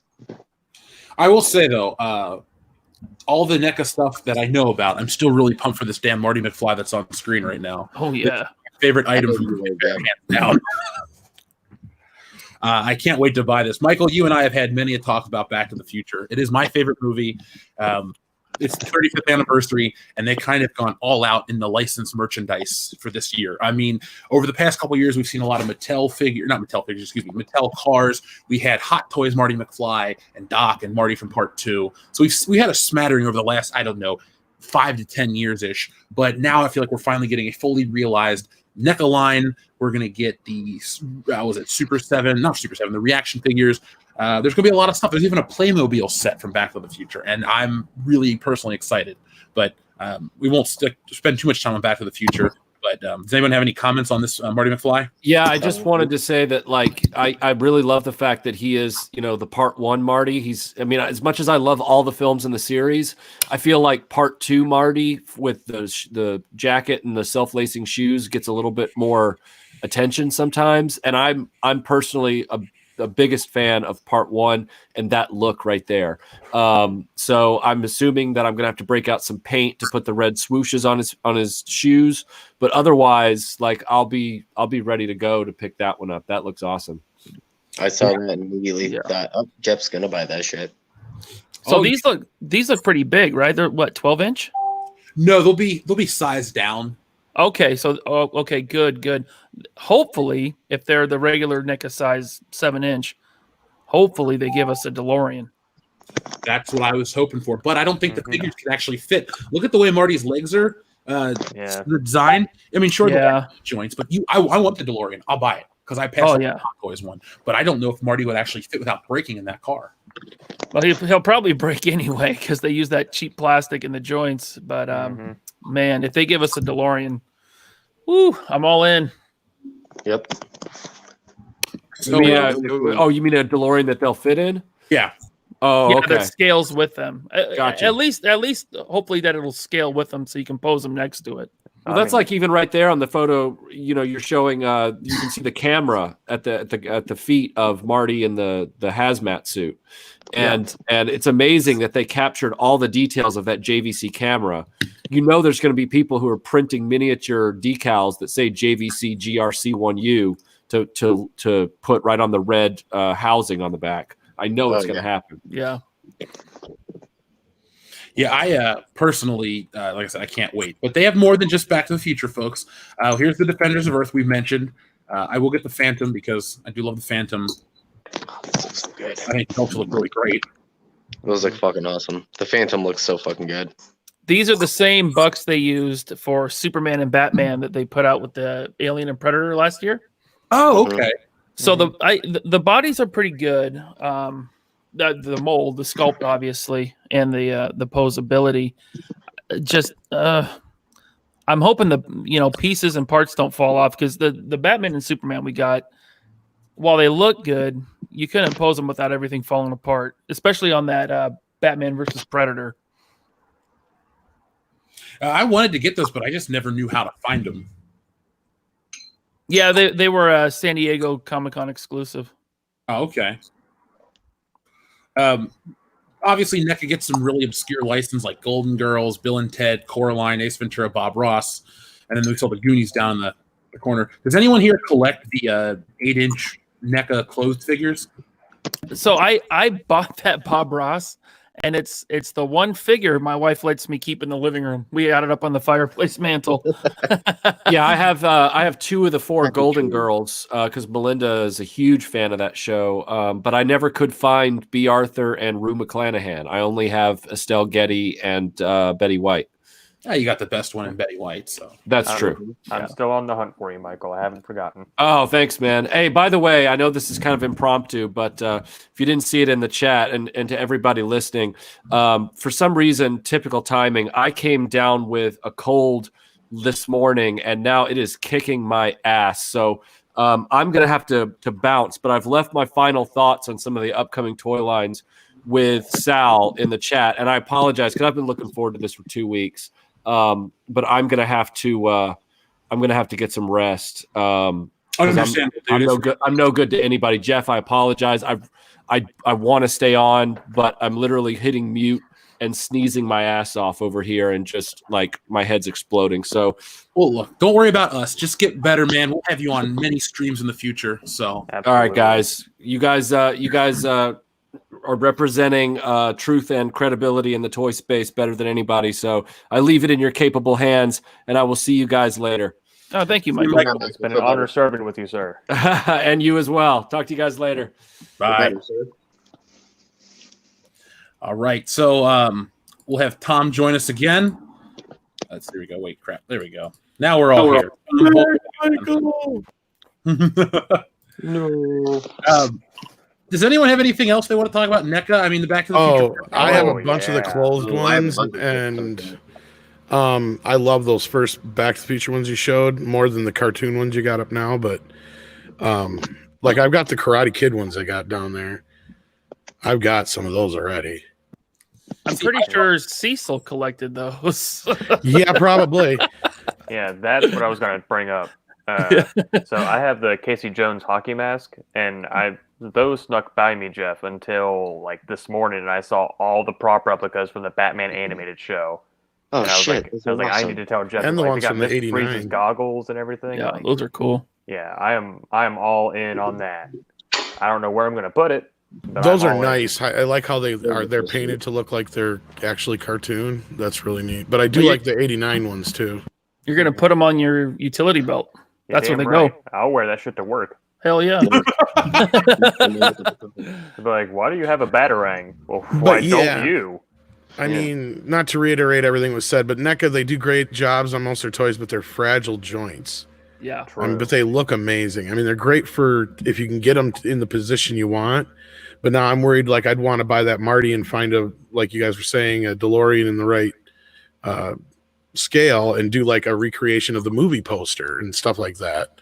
And I don't know if that's possible. That would be It awesome. would be nice. I know you can do it with Hot Toys, but if you want to spend $1,500, Yeah, that's just Hot Toys are extremely overpriced. yeah. Luckily, my mom bought me that as a gift, the Marty McFly from Hot Toys. I mean, he does have the watch, but he doesn't have the glass. He got the glasses in the other one, but I doubt the glasses come up. No, I think you have a separate head. Yeah, that'd be nice. But I mean, it looks cool. The Jaws figures look really nice. The Jaws ones I've already pre-ordered too. No, they Whatever didn't you show like, it, but they didn't show it, but we're supposed to get a Jaws shark too. That was my question. Is Yeah. like, where's the shark? Where's Actually, Bruce? Damn it! I've got the NECA Funko Reaction one, which is actually really nice. It looks just like the actual shark, which is kind of fucked up, but yeah.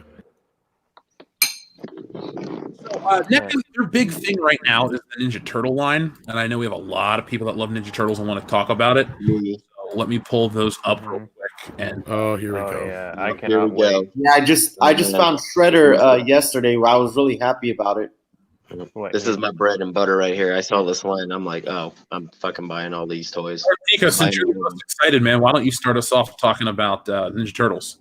What do you want me to start with? The 90s Nickelodeon cartoon show release or the actual Toka and Razor that they're releasing?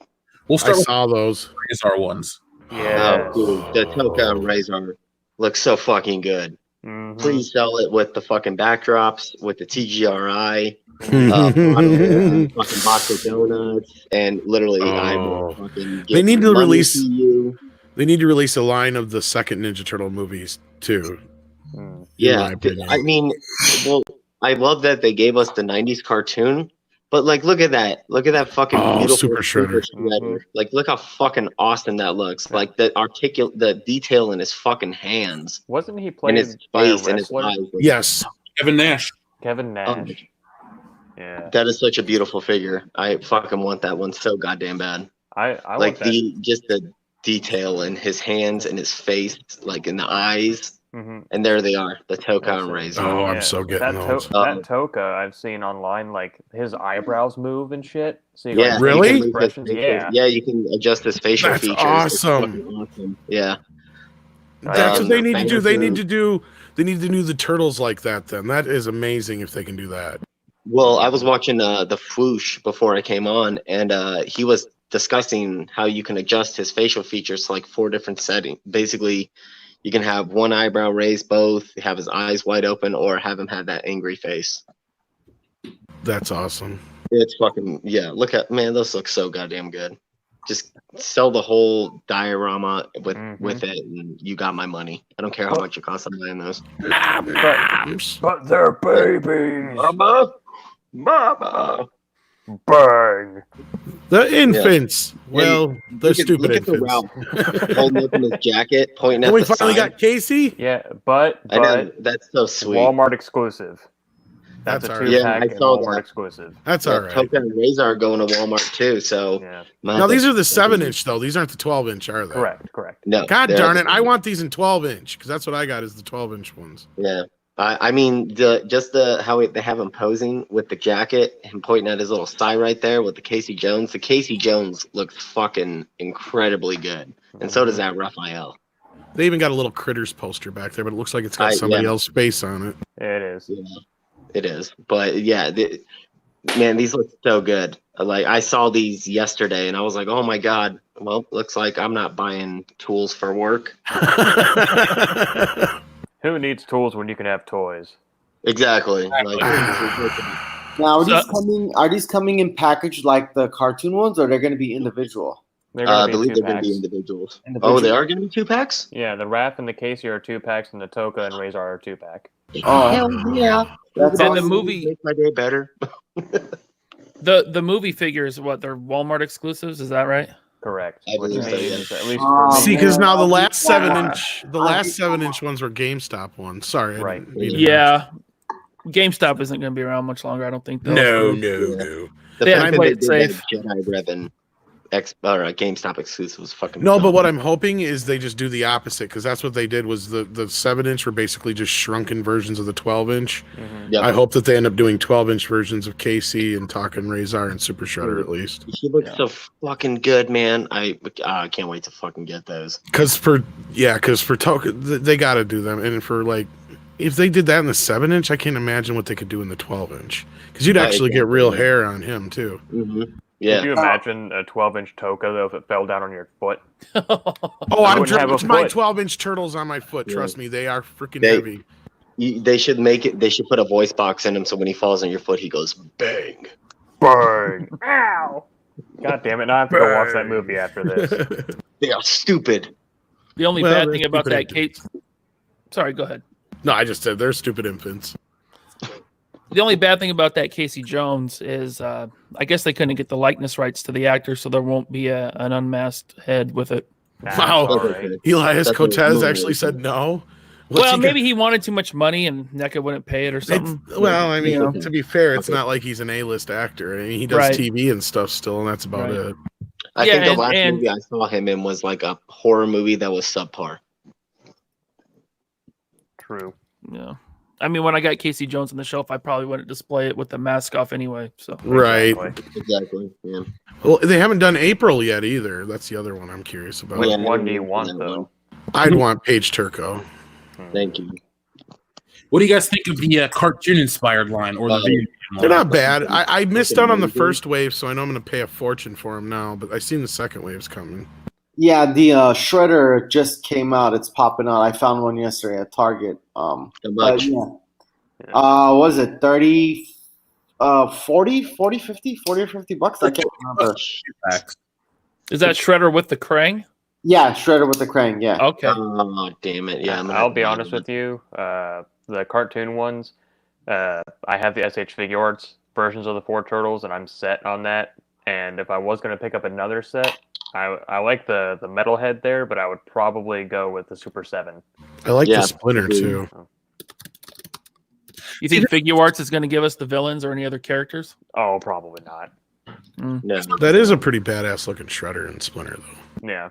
You get these lines that do like multiple licenses or licensors, so it gets confusing. It's like, is this one in scale with this one? And it's like, it's like Ninja Turtles. It almost feels like it's just milking your wallet because it's like, I want to get this company's version, this company's version, and they're slightly different, slightly the same. You know, it's the same thing we were talking about earlier with Star Wars. Yeah, that's my problem. Is you have to pick a line basically or a character. Well, the thing is with Turtles, like concurrently, they have the movie Turtles. They have the arcade Turtles, they have the animated Turtles, and then they have the Playmates updated Turtles.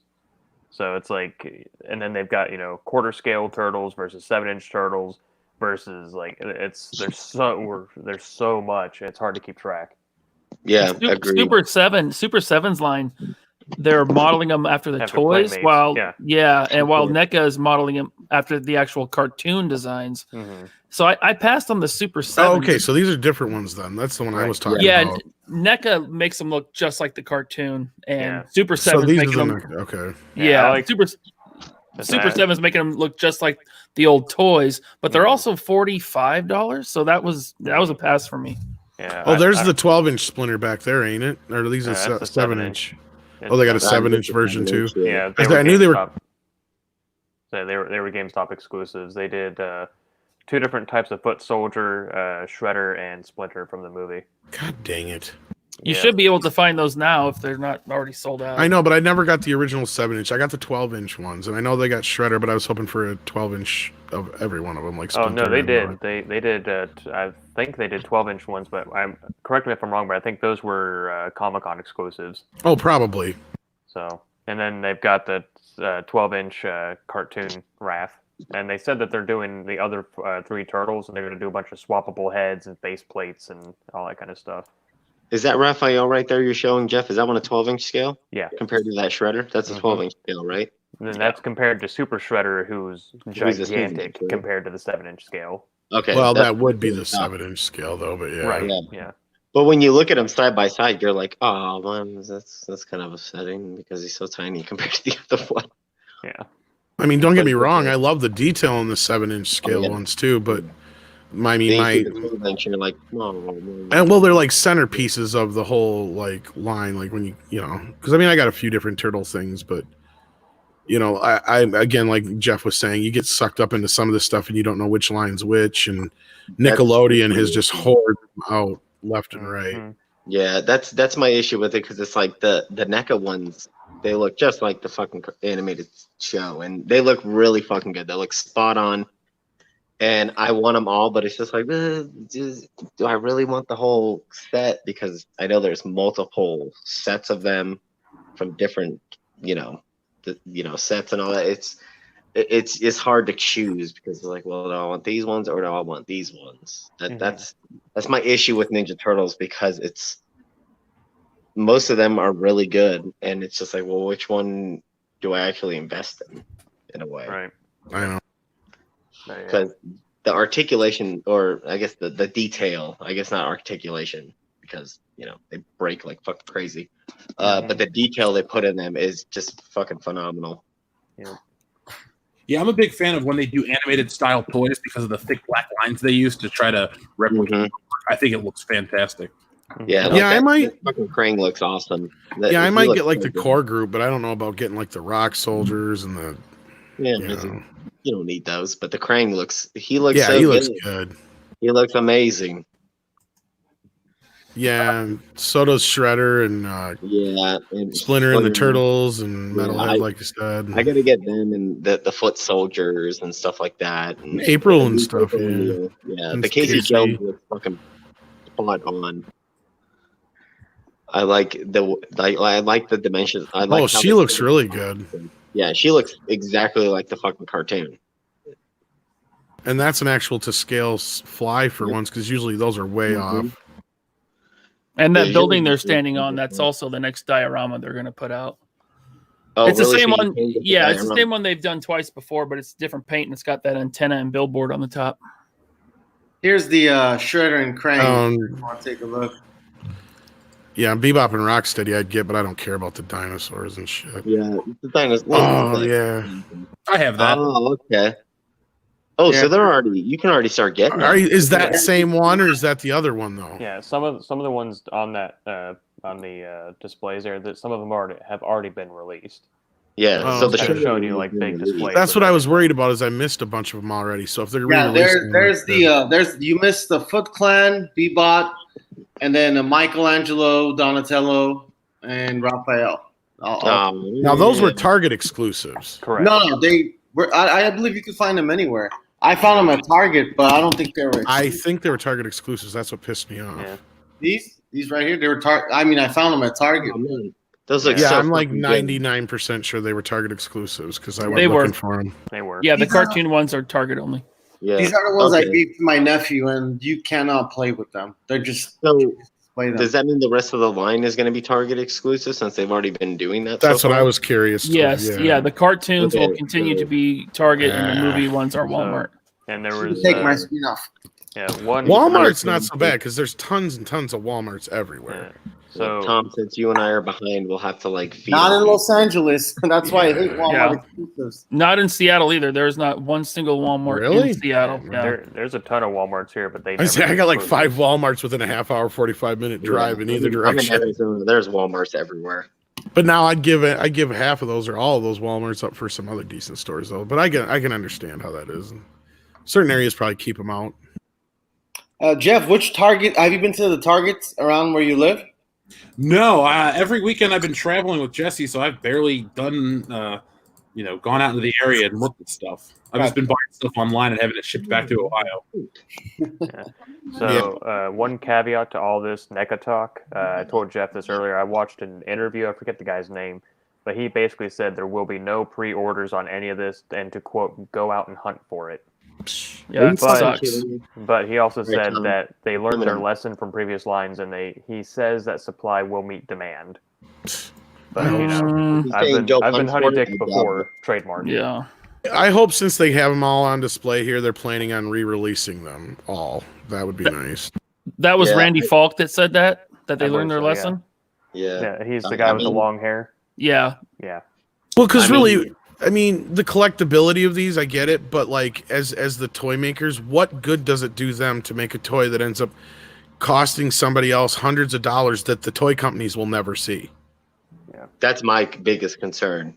When they say, "Oh, you got to go hunt for it and find it," it's like, oh, it's like a vote of no confidence. Like, okay, thanks. I guess I'll just buy it third party and pay way more money than I should be paying for it. So, we're getting towards the end of the stream, so let's give our final thoughts. Sal, since you started this, you organized this entire thing tonight. What was the best thing that you saw at Toy Fair?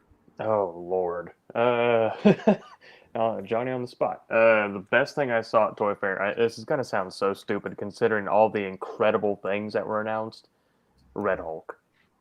I don't know why I've been gaga for toss up between Red Hulk and the Snow Speeder, and maybe the Vintage Collection Slave One. But those things announced to me were the things I absolutely had to have right that second. If I could have given someone money through the computer screen, I would have done it. Very quickly, I'm going to breeze over my notes. Then it'll take me 5 minutes tops. So McFarlane has started to do their toys. He is currently, they're going to do a Kickstarter to relaunch the Spawn line. And I know how we feel about HasLab, but in an interview, he said the reason why they're doing a Kickstarter instead of doing mass retail is that the Kickstarter is going to have things where it's going to be the figure with the comic, and the comics, at a certain level, they'll be autographed by him, or there'll be a variant cover or things like that. So that's why they're doing a Kickstarter for the Spawn toys instead of doing mass retail. The Diamond Select, for those that love Lord of the Rings, they have 3 waves coming out in pairs of 2 of Legolas and Gimli, Aragorn and the Ringwraith, and Frodo and the Goblin. The first 5 complete a Sauron Build-A-Figure, and the Goblin will have 3 different heads, so you can buy multiple goblins for army building. This is for Michael when he listens on the playback. Mega Constructs is they're doing the Battle Cat and Panther, and with Battle Armor He-Man, Battle Armor Skeletor. They have a Roton coming out, which is packaged with Merman. They have the Battle Ram coming out, which is packaged with Triclops and Mechanic. Then they have the Talon Fighter / Point Dread, which is coming out with Zodak and White Sorcerers, and they're doing a weapons rack, but the weapons are going to be in blue to kind of go back towards the weapon packs of old. And then I have a whole list of the Super 7 reaction lines, but we could spend all night on that. The big takeaway from that is they're doing Red Dawn reaction figures. They're doing a Knight Rider reaction figure, and of course, Jeff, they're doing Andre the Giant. Yeah, I'm going to buy it because it actually looks like me. I'm going to buy several and make custom figures of you. They're doing an Aliens one now too, aren't they? They're also doing Aliens. They're doing the Munsters, Voltron, Beavis and Butthead. Yes. They're doing Gem, Army of Darkness, Metropolis, Yeah, some Back to good the ones. Future 2. Ooh. I want that Biff. Yeah, I've got the first wave. I've got the first Back to the Future Funko reaction ones. Yeah, like the the Marty. The Marty, and that actually has his pockets inside out. I actually have a shit ton of the Funko reactions.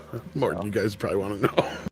Hey Sal, I actually have a question for you. So I noticed that they announced 4 characters from the Thundercats, including like Chitara and stuff like that. What company is selling those? That is, oh god, I want to say it's Super 7. Super 7? Okay, because I saw them today and I about shit my pants. I was like, oh my god, they're making these? Yeah. I mean, obviously you guys know I'm still a novice to the collecting, but the more and more I'm looking and, learning from you guys, I'm just like, oh shit, I want this, I want that, I gotta get this. The man that would know that would be Lio Convoy. Okay. I'm pretty sure it's Super 7. I think whoever had the license before that kind of stopped making them. This is supposed to be kind of a continuation of that line, I think, based on what I know. And the closing thoughts that Michael sent to me is he wanted to talk about the Motu Origins line. He loves the innovation that they're doing by taking like the vintage look and kind of upgrading them into jointed and all that. So he loves that, but he doesn't like the weird kind of knee flaps on Tila or Evil Lyn. So he thinks it's hideous with that, but otherwise he loves the idea of them taking older figures and kind of upping them into modern, kind of like how Super 7's doing the Playmates Turtles, but upping them and making them more articulated, but keeping that same kind of look. So, Laser Pants, do you have anything you'd like to add? Yeah, I mean, I liked a lot of the stuff that Hasbro showed in the Marvel Legends line, and I didn't like a lot of it, so it's kind of a relief that I won't be collecting as much Marvel Legends. I'll have more money in my pocket, but I got to give the winner of Toy Fair to NECA for those Back to the Future figures, because that is something I've been wanting for, well, forever, and all we've ever gotten is in figure form of Back to the Future is like Lego and Reaction, which I'm not really into either of those. So getting those realistic movie figures from Back to the Future, that was, I jumped out of my seat and I yelled. I'm really excited to get those. Yeah, I'm hoping we get Doc, we get Biff, with Einstein, Lorraine, George, Oh man, Dave, Linda, all of them. We won't get yeah. George. I know. Well, maybe Crispin Glover will come around. I Anyone doubt got it. George? They got a George McFly in that shitty first wave of the Funko Reactions. Yeah, but it looks nothing like him. Oh, I know. That's why I didn't buy that series of toys. I have them, but just so I have the complete. But it would be nice. But from what I've heard in even more recent interviews, he would probably never. He freaking hates Bob Gale, like with a passion. Well, that's sad. Well, I can live with Doc and Marty. I know, right? Well, yeah. Again, to reiterate, that's my pick. The Ninja Turtle stuff was great, but the Back to the Future one out. I'm not so. I mean, I hate that NECA's toys are so fragile, but for the price point and how they look, I'm happy with throwing them on my shelves in a pose if I can get them to stand in said pose and leave them there. So, yeah, I got to give those Back to the Future figures the win too. Darth Armo, what you got, man? I would say, besides all the Legends in Star Wars, the retro Spawn figures, I'm really looking forward to those since they're making a comeback. The Mortal Kombat Spawn figure looked amazing. I actually saw a video of someone handling it. And then from Star Wars, definitely the speeder bike and the different card backs on the, the episode 8, Empire Strikes Back line. In terms of the Legends, just like what everybody said, just the basic line. But I would say that I was most impressed is the Spawn retro figures. I know not many people probably collect those, but I remember those were one of the first toys I started collecting when I got old enough. I would say that, and then some of the turtle stuff and that. But no one really talked about the DC line. I mean, those McLaren figures, they're really rough. Some of them have nice designs. But yeah, I wasn't really impressed with that line. So I would say the retro Spawn figures really caught my eye from Toy Fair 2020. Yeah, I do not like Todd McFarlane's DC line at all. I think they're ugly. They're out of scale. They're definitely out of scale. The one exception being that Hellbat Batman. I did pick that one up. I picked that one up too. I have that right here. It's an awesome really piece. Yeah. I've never been a big fan of McFarlane's toys all that much. Even his horror line wasn't that great. They looked weird to me. Yeah, I like the Star Trek stuff from like 2 years ago. Yeah, he's got a few good ones, but they're just a few that I'm just like,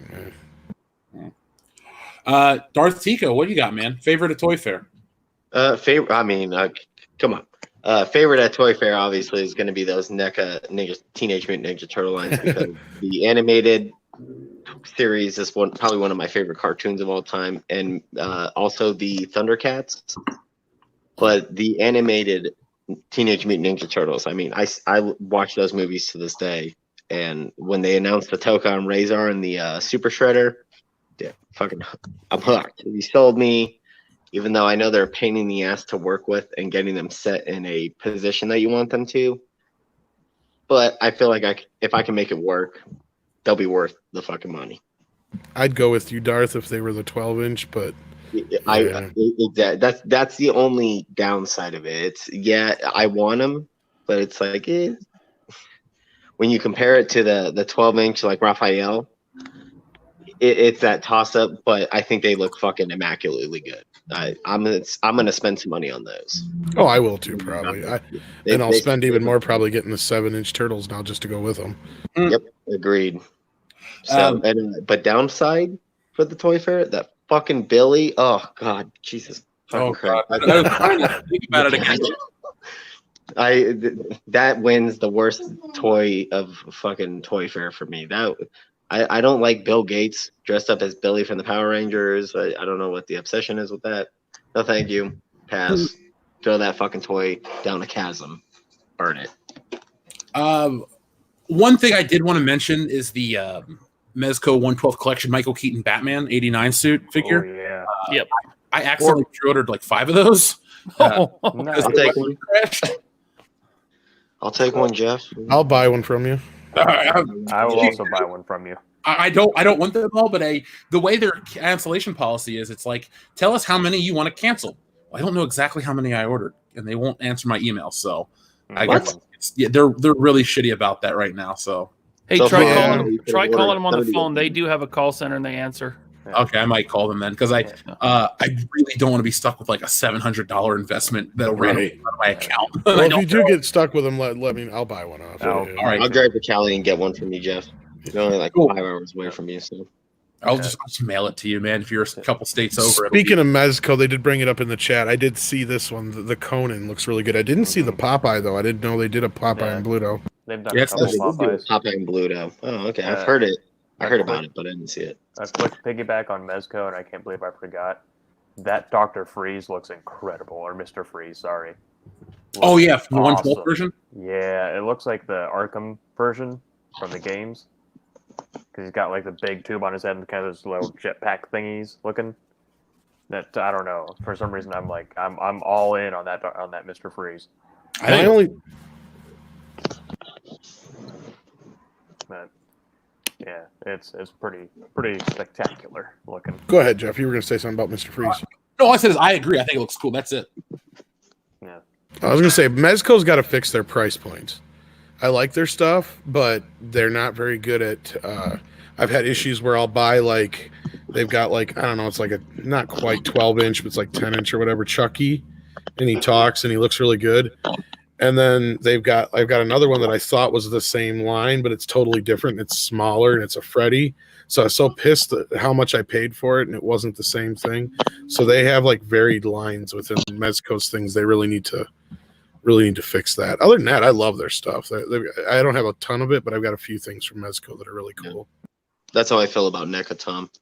It's Yeah, and I agree. 7 and the 12. It's just like it's like I want Super Shredder as a 12-inch. No, I get it. Yeah, and my problem is I've already invested that much in the 12-inch line, and I'm sure they'll give us one because usually it's been the other way around. But fingers crossed.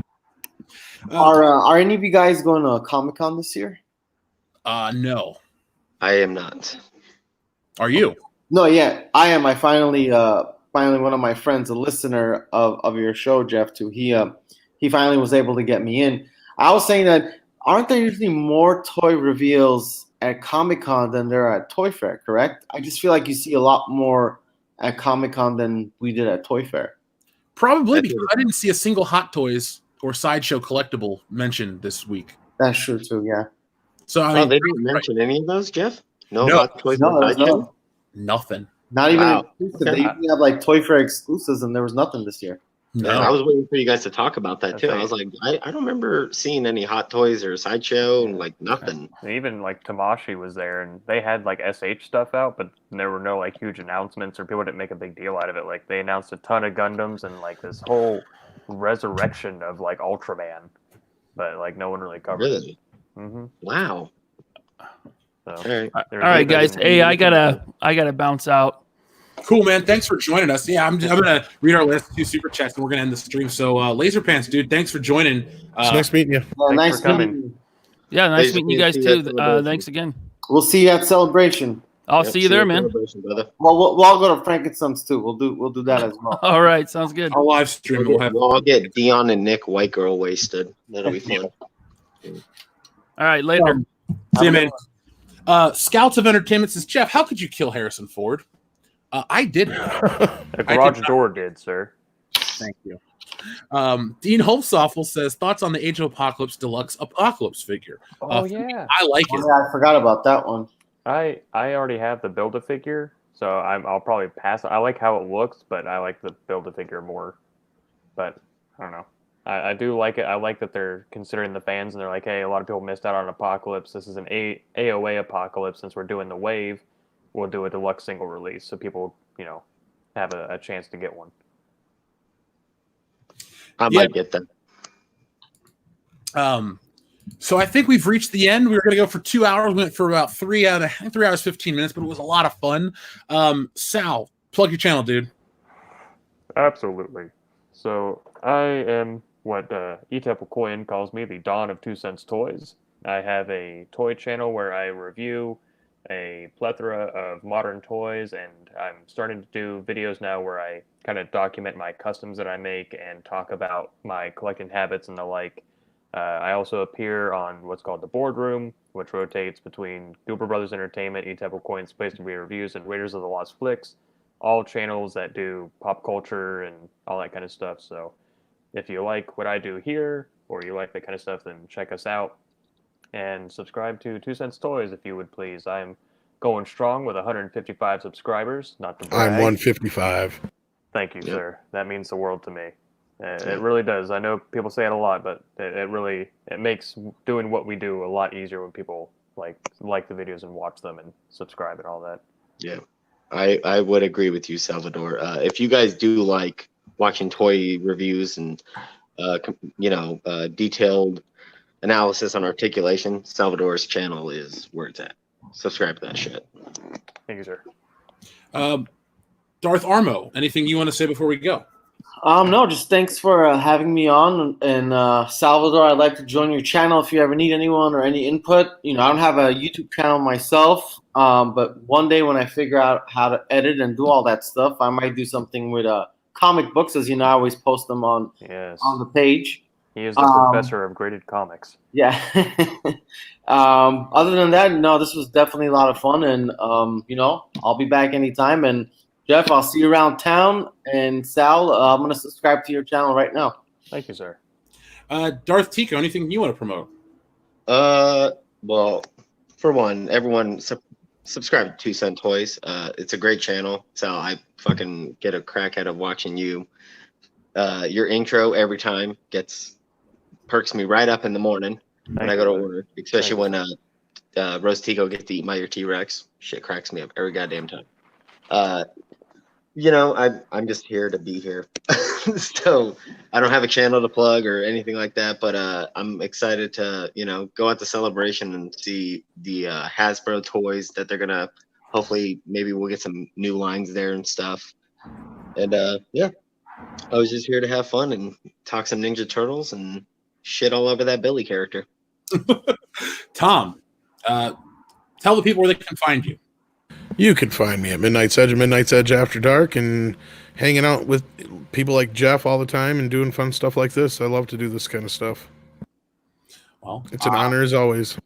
Hey, man, I'm always happy to have you now that you're part of the High Council. So there you go. And that's a big, huge. I don't even know how to even. I love just helping out. Yeah.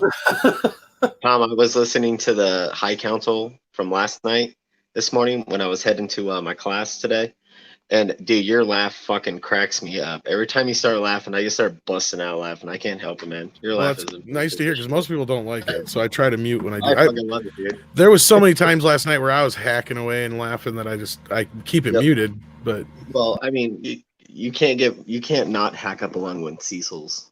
Oh yeah, I love Cecil, and I'm surprised he barely even knows I exist. So when he shows a video of people throwing dildos at it's kind of hard not to die. No, Cecil is love. Love is Cecil. That's for sure. What is it, Cecil Nation or whatever the hell it is? Something like that.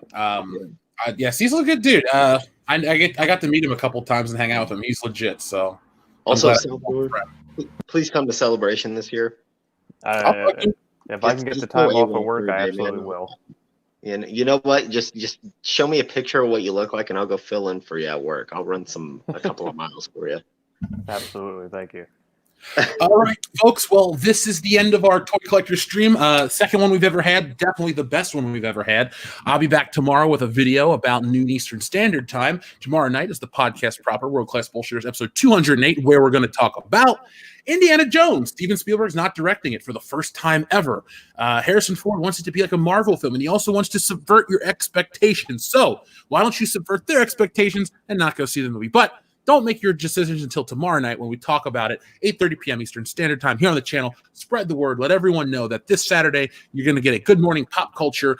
Probably I'm going to be in the Central Time Zone, so maybe about 8 or 9 o'clock Central Standard Time. It's going to be fun. We can talk about anything you guys want, and it can go all morning. It just depends on how good the flow is. So from all of us here at World Class Bullshitters and then Fandom Menace, thank you for watching. And as always, folks, be excellent to each other.